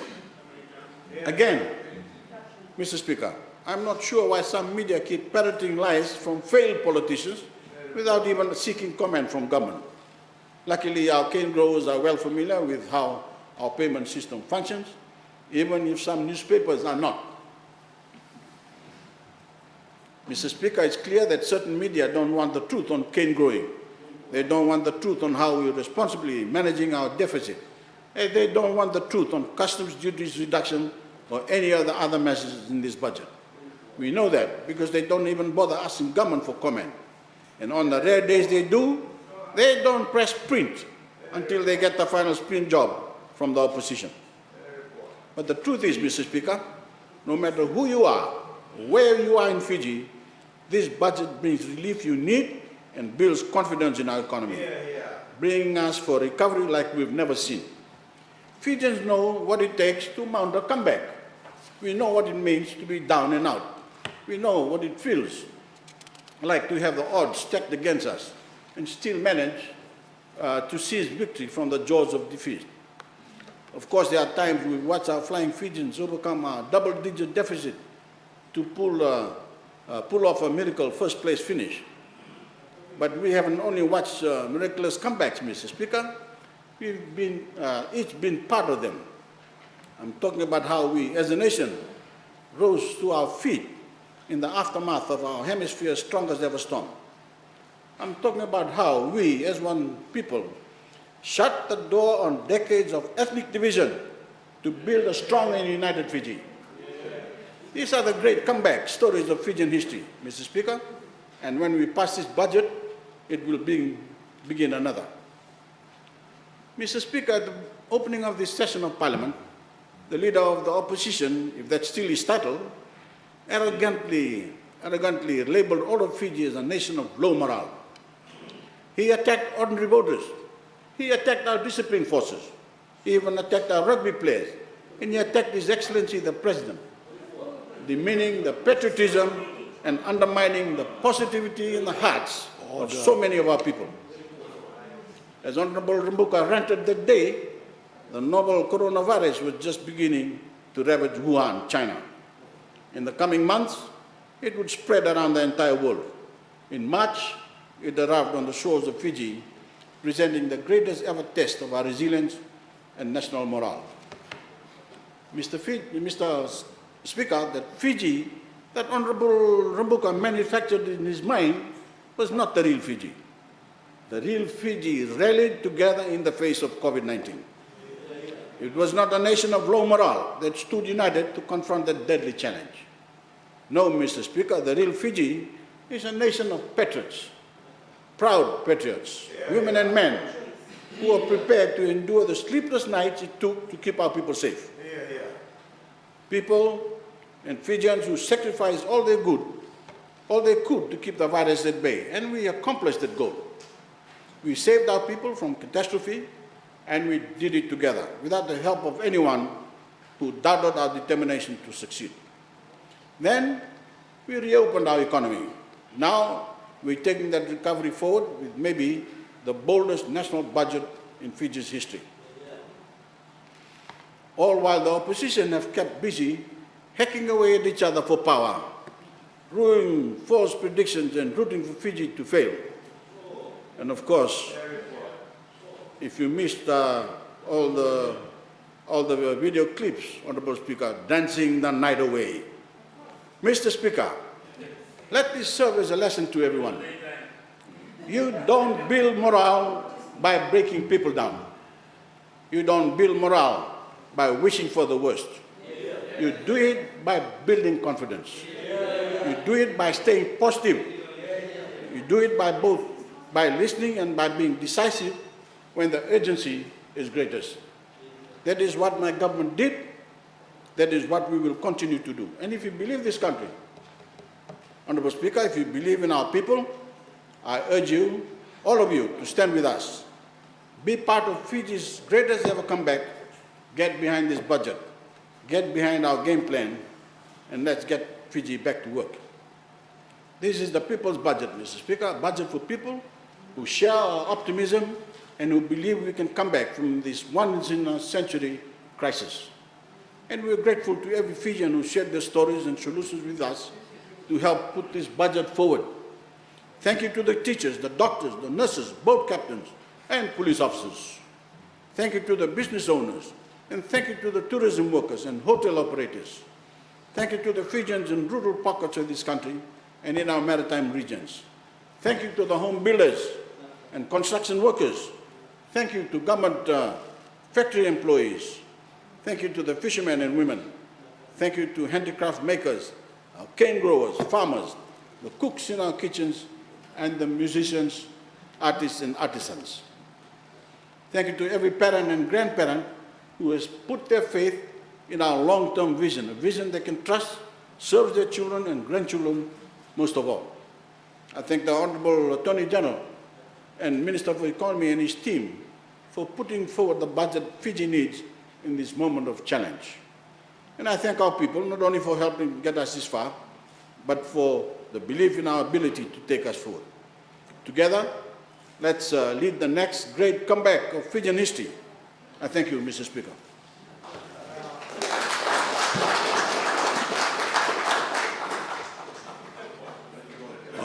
Honourable members, I thank the Honourable Prime Minister for his contribution to the debate on the budget. Honourable members, I now have the pleasure of giving the floor to the Honourable Mitieli Bulanova.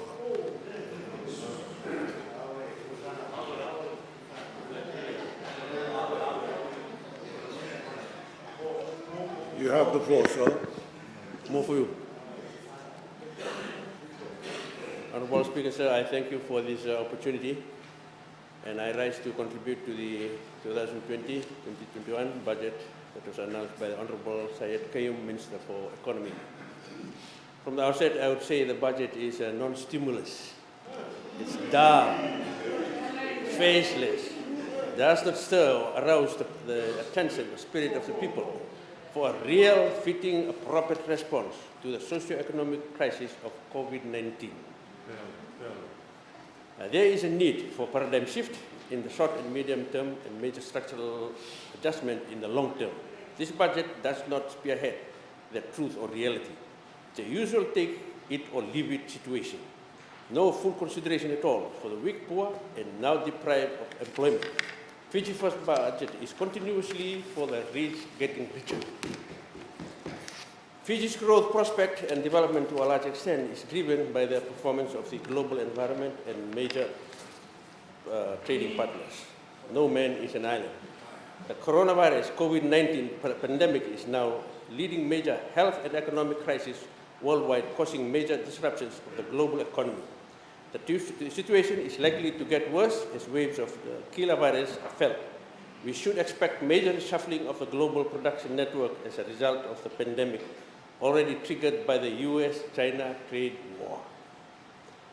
Following that, perhaps a world evil group using China, a communist dictatorial regime, to invent or manufacture COVID-19 as a biological weapon against the West or capitalist democratic society, in particular against USA. We also suffer in between. What is COVID-19 anyway? It is a pandemic or a pestilence, as in the Bible. Some say COVID-19 as a Chinese-originated virus in December 2019. It may be a coincidence, and there may be some truth in it. It is not an act of God. It is a man-made, I believe, by those satanic groups in the developed world to try to reduce world population, to relieve hunger, poverty. Who are they anyway? They are not God. Do not worry about population. We just feed them, share our wealth with the poor. A simple solution, but difficult to grasp by the greed and pride. If something is wrong with, we refer it to Him, to God. Don't blame Him and say that it is an act of God. No. Let God do His part. We just do our part according to His word, biblical values and principles. Enjoy our life before living and be with Him eternally as He promises. We are all going to die anyway. As long as we do, not to refrain from continue to threat and scare people with some unpractical, irrelevant, meaningless rules and laws. Why stop churches and prayers with at least 2 people, with curfew at 8? We wanted to solve the pandemic problems by our own ways and methods. I thank those who fasted and prayed to God for help. The Fiji First government, though, thought otherwise, forgot about the Lord God Jehovah. I believe, however, that COVID-19 is translated to mean certificate of vaccination/virus identification. And the 19 stands for artificial insemination. They are still looking for a vaccine, and when one is approved by the WHO, World Health Organization, whose integrity is now questionable for siding with China or communism, you will be artificially inseminated with a certificate to eat under your body or skin, by which you can or cannot be allowed to trade or buy things. Please note, Your Bible, may I quote, sir, from Revelation chapter 13, verse 15 to 18, which states, He was given power to give breath to the image of the first beast, so that it could speak and cause all who refuse to worship the image be killed. He also forced everyone, small and great, rich and poor, free and slave, to receive a mark on his hand, on his forehead, so that no one could buy or sell unless he had the mark, which is the name of the beast or the number of his name. This calls for wisdom. If anyone has insight, let him calculate the number of the beast, for it is man's number. His number is 666. Corona is equivalent to 666. This COVID-19 is a step towards that already written in the Word of God. It is just now being revealed. By the way, communism. There is no God. The only God is the Communist Party or the government. Whatever it says is correct. There is no sin, no poisons too. With this in mind, I am truly baffled with Moti's role, leadership of our military. Beginning from the coup of year 2000, which the Honorable Prime Minister, who was the commander then, who is arguing here that he was not aware of, also did not support, I will prove to you that he was aware of and supported it. Then what was the motive for the 2006 coup? To me, it was both for personal reasons, to save Honorable Bainimarama from imprisonment and to allow communism into Fiji. Our grandfathers, with Fiji military forces leadership, we are thankful for, went to the Solomons, fought and men died there, but not to allow communism into Fiji. Our fathers, with Fiji military forces leadership, we are thankful to them, then went and fought and died in Malaya. The Malayan campaign against communism, not to come to Fiji. However, the Honorable Bainimarama, leading the military forces, then led a coup in 2006, which allowed communism into Fiji. We now have it in Fiji First government. I appeal to the leadership. It is the leadership of the military forces not to allow or condone communism or communist dictatorial leadership in Fiji. With that in mind, Mr. Speaker, sir, I propose that the following diplomatic mission should be closed, and closed forever. Geneva mission in Switzerland can be easily serviced from Brussels. Abu Dhabi, close it. Beijing, close forever, don't open it again. Jakarta in Indonesia, and Pacific Islands development in Suva, no need, for there is already a Pacific Island Forum in place. If you don't, we will close them in 2022 or earlier. Washington, in USA, we need to open. Brussels in Seoul in South Korea that we need to open. Kuala Lumpur we need to open. Port Moresby we need to open. So that we open them in 2022 sooner rather than later. One that we here in Fiji need the most is Israel. We need to have a diplomatic mission in Israel. We need to have a diplomatic mission in there. If anything you've been mentioned, Israel is the #1 supplier. Whether you're talking about agriculture, architecture, engineering, medical, Nobel Awards, military, security intelligence, you name it, Israel is tops. We can learn and benefit a lot from it. Fiji, or 65% of Fiji are Christians, Honorable Speaker, sir. And that Fiji was developed through the word, biblical Christian values and principles, that we need to have close relationship with Israel, Jews, the chosen land and the chosen people of God, the Creator, under the Bible we believe in. So therefore, we'll open a mission here, there in Israel, in Jerusalem, as the capital, as a matter of urgency.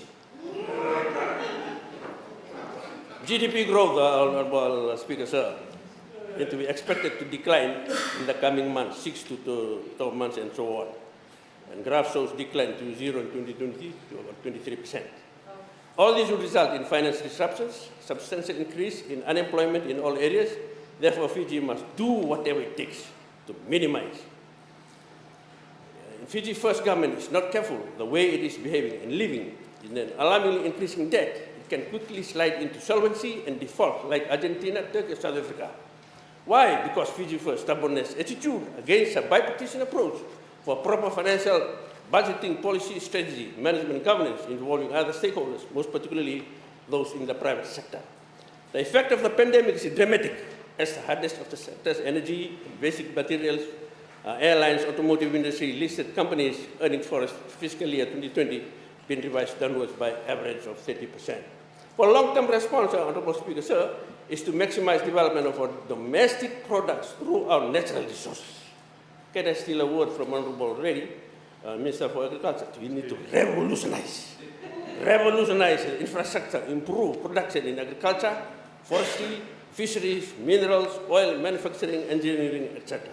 Fiji needs to maximize its competitive advantage in certain domestic commodities over other island nations and countries. Why are we not focusing on natural resources? Is this another sunset clause strategy to leave the Tauke behind? It's a question that we need to answer. Now let me jump to the import and export, Honorable Speaker, sir. We continue to increase our deficit since 2010 from 1,860 to 3,792. So we are not having better exports out there in the market. Also, our government debt, Honorable Speaker, sir, we're increasing our government debt from 3 billion to 6.9 billion, with additional 200 million borrowing to 2020 to 7.1 billion of debt. Ever increasing debt from 3, which is about 45% GDP, to 7.1 billion, it's about 83% of GDP.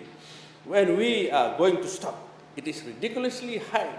We are mounting debt to the living debt, a rise from 6,000 to 9,000 debt per head newborn.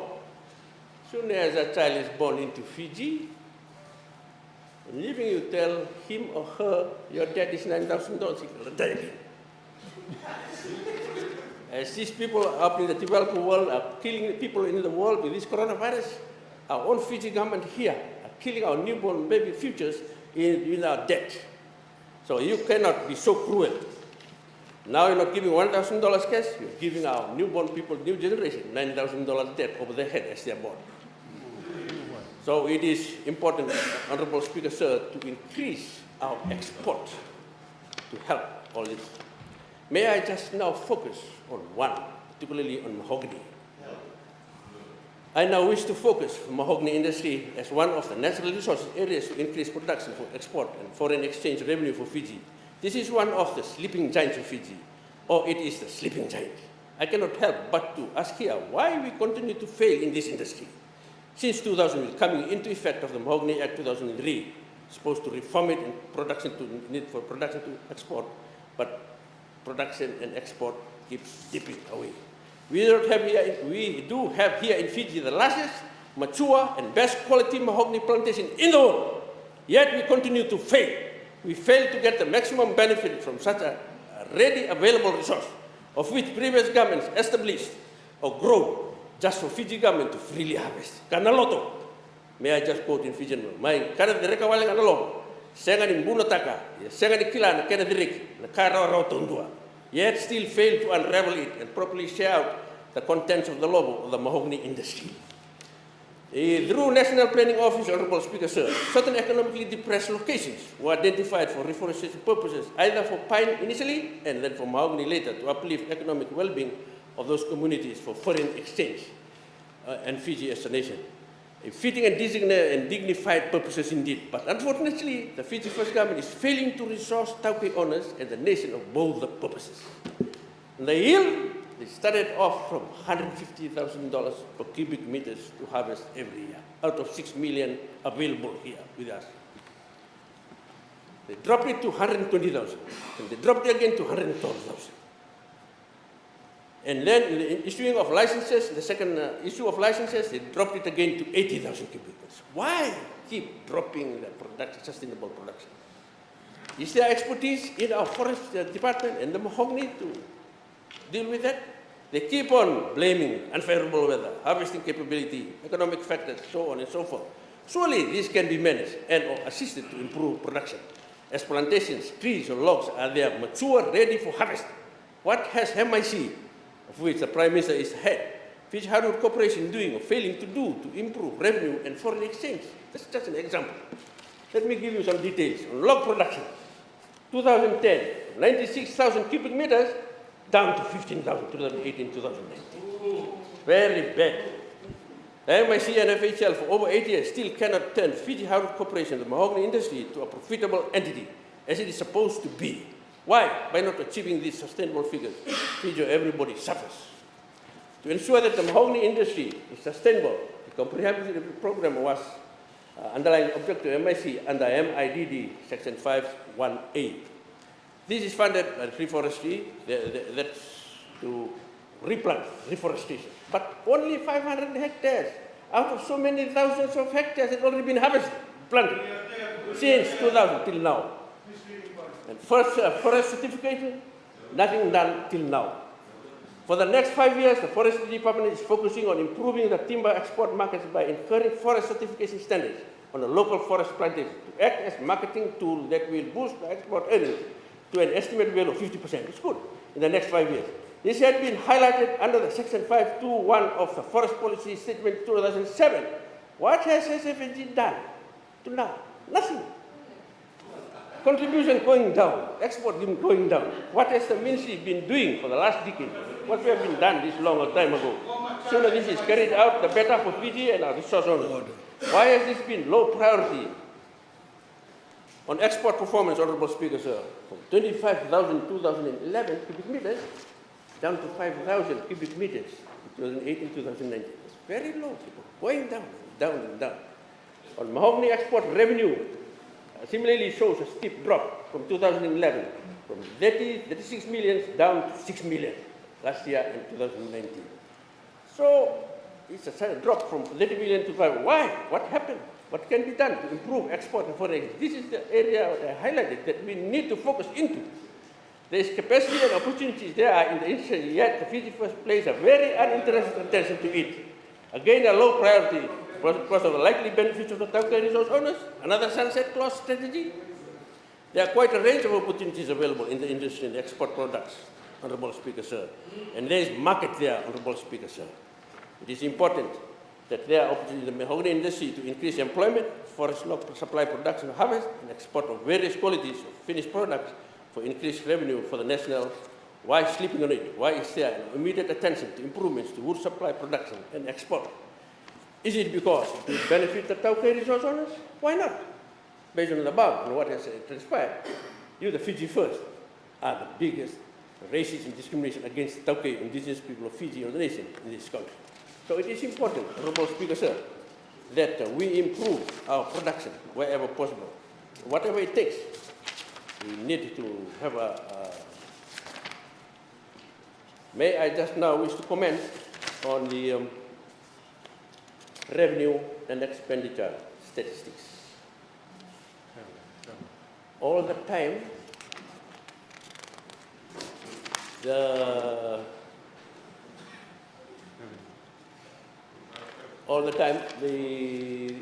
revenue, you never achieve your budgeted revenue, and there's increasing margin of non-achievement of the budget.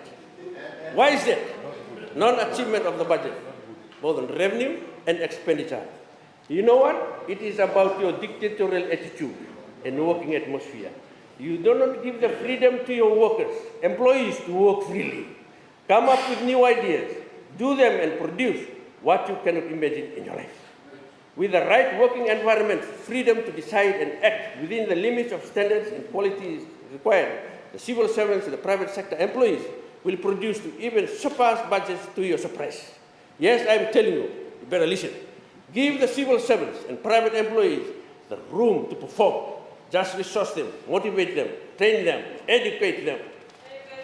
Release over 50% of those items under Head 50 to responsible ministers around there and workers, and you will see the fun and joy, positive performance, output, and growth you had never imagined. Just do not bring here communist dictatorial principle. It does not work. It is shown in a pathetic economic performance over the years. Another two. Honorable Speaker, sir, on expenditure, differences or shortfall of actual spending to budget was between 583 million in 2016, rising to 1,052 million in 2019, which is about 15% of budget, rising to about 25% as well. A difference around 10% over and above would be reasonable. It is getting worse. 25%, 25%. 22 would be worse off. Again, release 50% of items under R to set performance targets with reasonable licenses and motivational conditions. Your workers will respond positively. When you are negative, your workers will be negative. They will not tell you, they will just do it without you knowing. When you are positive, the workers will respond openly, sincere, and give their best, earnestly or honestly. They can go out their way to perform best as long as justice prevails. Now there is no justice. You treat as if everybody else is criminal, even prosecuting people before they are even convicted. Shame. shift funding resources from economic heads like military and economic heads and military and police to focus on economic sectors, Honorable Speaker, sir. Why try to build a 7 million Prime Minister's office building at this difficult time? What is the rationale behind it anyway? Isn't there enough room in existing offices? It is time to stop building construction. Yet Fiji First Government plans to build houses again. Why? Why want to build police stations or offices when people are suffering hunger, poverty out there in the streets? To budget it at this time, to me, is a sign of forgetting the poor and making the rich richer and protecting them through one-sided law and police. 2 minutes. 2 minutes. 2 minutes. Last speech. With those few words, my Honorable Mr. Speaker, sir, I do not support the budget. Hindi ka makaliw.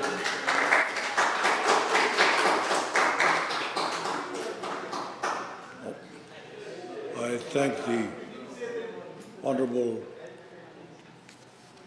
Mitya Limbulnotha for his contribution to the debate.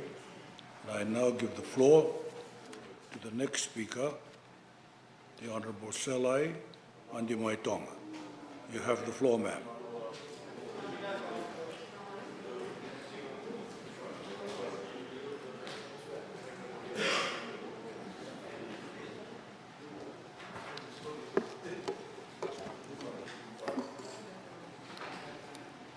Thank you, Honourable Speaker, sir.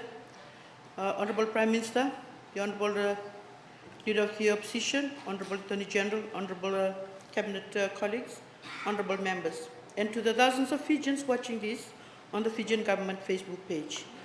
Today, I rise to support the 2020 to 2021 Fiji National Budget. Mr. Speaker, sir, I would like to express my gratitude to our Minister of Economy, Honourable Ayaz Sayed Kayum, for this great Fijian budget. The United Nations has commended the Fijian government for a bold and courageous budget. It has silenced all the critics and provided us with hope for the future. While some are trying to take this hope away, this side of the House knows how important hope is for our beloved nation, especially during these trying times. I would like to remind everyone that this budget is the product of extensive national consultations. The Fiji First Government met with Fijians all over the country and we got their input. We spoke to them, women, youth, business owners, civil servants, and more. We visited you on them on the ground and asked for their thoughts, though the Fijian Government Facebook page through. This is important because it allows us to understand where the needs of the people lie so we can provide help to those areas. Mr. Speaker, sir, the past few months since COVID-19 first reached our shores have felt like a rugby match. COVID-19 is our enemy team. All the players and fans want Team Fiji to win the game. On the field, we are giving it everything, backed by the prayers of our fans. Our captain, Honourable Prime Minister Bainimarama, is the leading charge against COVID-19. Finally, with the 2020 to 2021 Fiji National Budget, we have scored an important try and are closer to victory. Mr. Speaker, sir, and then we have parties like SODELPA and NFP who are cheering for the other side. While we all want Fiji to beat COVID-19 and recover, they are doing the opposite. They are cheering when we're forced to make a reduction because they think it will get them more votes. Let that sink in. The opposition is cheering for COVID-19 to win against Fiji. I have never seen anything like it in my life. They should be ashamed. Luckily for Fijians, this side of the House is working hard to ensure that Fiji recovers. Mr. Speaker, sir, we will ensure no Fijian is left behind because of COVID-19. Free education for our children. We all know that Fiji, to be successful, we need to educate our young ones. The budget ensures that will continue. Primary and secondary students will have their fees paid, textbooks provided, bus fares paid for those who need it. TELS will continue with a mark requirement of 250 plus. I hope this encourages students to work even harder during the time when hard work is so important. TELS repayments have been suspended for 1 year, which will help former students to have more money to spend during these tough times. Just because you finish school does not mean you get left behind. Toppers will continue to educate Fijians in areas where we need experts. Despite the hard times, our innovative budget provides for our future generations and should be commended. Mr. Speaker, No matter what type of disaster occurs, we need to ensure our children continue to get educated. But more than just learning our science and accounting, I would like to remind parents that they have a responsibility to teach children the importance of being good people. Learning starts at home. Ensuring our children grow up as good human beings has never been before important. Parents, please talk to your children. Watch over them, give them their guidance, and help them become better citizens. Mr. Speaker, sir, not a single civil servant will get a pay cut in the 2020 to 2021 Fiji national budget. Many were expecting pay cuts. Listen. The other side, you listen. The other side of the House actually suggested that we cut the salaries of thousands of civil servants. A story in Fiji Times quoted Honorable Biman Prasad asking for 35% pay cut. He denied saying this, but the same article was published on the NFP website. Strangely, I'm not misleading, I'm telling the truth. What is, Mr. Speaker, sir, is that whenever a member of opposition gets caught telling lies, they simply act like never happened. Leader of another party which did not get a seat, Mr. Sabinathan Arumbe, also suggested that civil servants' pay should be cut. Fortunately to civil servants, we do not listen to these suggestions, and we've found a much smarter way. Mr. Speaker, sir, civil servants are people to us. We know they have families too. The Fiji First government looks after our civil servants, who are now paid and treated very well. Many fears caused by the opposition were put to rest with the budget announcement. Imagine being a teacher and a nurse when opposition parties are calling for pay cuts and hearing the rumors on social media that it was going to happen. It demoralized many of our essential workers who were civil servants. Mr. Speaker, sir, I was sent a Facebook post from a young Fijian who said, and I quote, "The media should stop asking opposition what they think and start asking them what would they do differently." I found this to be very wise. The only thing that we can hear from the other side, Mr. Speaker, sir, is negative opinions. Once again, the opposition has failed to provide an alternative budget. This, Mr. Speaker, this is because they do not have any ideas. Ideas, listen and you listen. Ideas require thinking. They do not want to think and actually work. This is mine. They want to criticize. It is easy for them to only do that. What makes it easier is that the Fiji Times and some other media will publish anything they say without fact-checking. Irresponsible all around. Mr. Speaker, sir, while our hard-working Prime Minister and our response teams were protecting Fijians from COVID-19 and Tropical Cyclone Harold, many on the other side were making things worse. Some members of the opposition are very active on Facebook spreading fear. One SODAPA member who knows herself very well contributed to panic buying by making irresponsible posts on a Facebook page. Authorities that already warned Fijians that panic buying meant overcrowded stores and put more people at risk of COVID-19. I say this because it needs to be said. SODAPA and NFP need to understand that their habit of lying is directly putting Fijians in danger. I urge all Fijians to think twice before listening to these people who have been caught telling lies over and over again. Mr. Speaker, sir, while many were spreading fake news on social media, the Fijian government was the biggest source of news for Fijians during COVID-19. The Fijian government Facebook page ensured that Fijians got the facts in a timely manner and kept many of us safe through this. I would like to commend the Minister for ensuring that government's information was delivered in such an effective manner. Even in many rural maritime areas, our people relied on our social media pages for their news.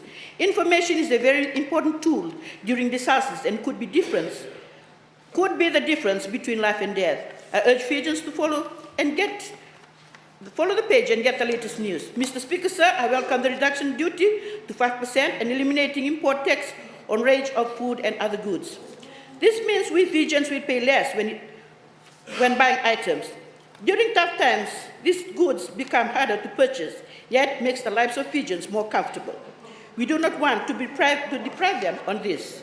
Nobody has the right to deprive them of this. Some on the other side have suggested that Fijians do not need to purchase certain goods as they are luxury items. Can you listen, please? How dare they try to decide for Fijians what we can and cannot buy? How can you tell a fisherman who wants to buy himself a fridge so that he can store his fish to preserve it so that he can earn a living, that he does not need a fridge? To the fisherman, this is an essential good which will make life easier. Sometimes, Mr. Speaker, sir, the suggestions from the other side are just selfish. Mr. Speaker, sir, it is very great to hear that Fijians will continue to access free medicine and health care. Great news considering we are in the middle of the global virus pandemic. Allowing Fijians to access health and medicine for free takes away from us another burden. The health and well-being of Fijians is a priority for the Fiji First government. We want all Fijians to be healthy and live a long life. I encourage all Fijians to take advantage of the free medicine and health care that you are provided. But we must also remember to eat healthy and exercise daily to prevent NCDs. We must drink a lot of water and continue to play sports. Mr. Speaker, sir, the first home owner grant continues and will allow many Fijians to own their first home. For households who earn less than $50,000 a year, they'll be granted $30,000 to build their first home and $15,000 to buy their first home. For families earning above $50,000 annually, they can be granted $20,000 to build their first home and $5,000 to buy their first home. This will bring happiness and relief for many Fijians who dream of owning their first home. In our time, Mr. Speaker, sir, such opportunities were never provided that it makes me happy to know that we are providing our children with these opportunities. Mr. Speaker, sir, Honorable Sithiben Rabuka sure has a lot to say about the Fiji national budget for his Facebook page. In his latest rant, he talks about Fiji being run into a ground because of Fiji First. Mr. Speaker, sir, those are statements of a hypocrite. Perhaps Honorable Rabuka is suffering from memory loss because he was the one that brought Fiji to the ground in 1987. And the following years, where his management caused the downfall of the National Bank of Fiji. Those who are the children of Fiji, then are still paying off the debt from it today. We are still recovering from his actions, which were inspired by nothing more than greed. Decades later, nothing has changed. Under his leadership, SODELPA has been mismanaged to the point of collapse. At the annual general meeting, SODELPA locked their own supporters outside, claiming that it was due to social distancing. That was very un-Fijian, Mr. Speaker, sir. Fijian will never forget what their lives were under threat. Honorable Rabuka and his SODELPA decided to have a fight for power within the party. To take their own members to court, we now know that SODELPA is all about. They are not about looking after you, the Fijian voter. They are about power, and they will use any trick in the book to get your votes. Mr. Speaker, sir, I urge Fijians to beware of such dirty politics. We cannot fall for it. COVID-19, you don't bother about who wrote it. I'm speaking. COVID-19 has shown us that we need to work together, or we will all fall. No more than ever before, we as Fijians need to be strong and responsible. Do not take it easy just because we are COVID contained. Make sure you wash your hands and follow all the rules provided by the health team. Please do not break the curfew and do keep physical distance of 2 meters. Save water and electricity. Just because your government provides it at a cheap rate does not mean you should waste it. Your government or our government is doing everything to ensure that you are safe from COVID-19, but we need to play our part, or play your part. Please do not listen to fake news on social media and follow the Fijian government Facebook page for the most trusted news. Please care for one another and continue to pray for our beloved nation. If we show the true Fijian spirit, there's nothing we cannot achieve. Take comfort in knowing that the team of PM and AG and the Fiji First is always going to put you, the Fijian people, first. And we will not stop working until we recover from this virus. Thank you, Mr. Honorable Speaker, sir.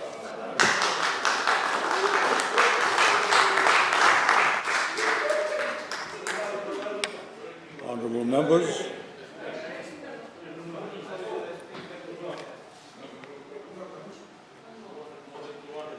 I thank the Assistant Minister for Tauke Affairs, the Honourable Salai Andimai Donga, for a contribution to the debate. Honourable members, on that note, we will now adjourn for lunch and we'll resume in an hour's time. We adjourn for lunch.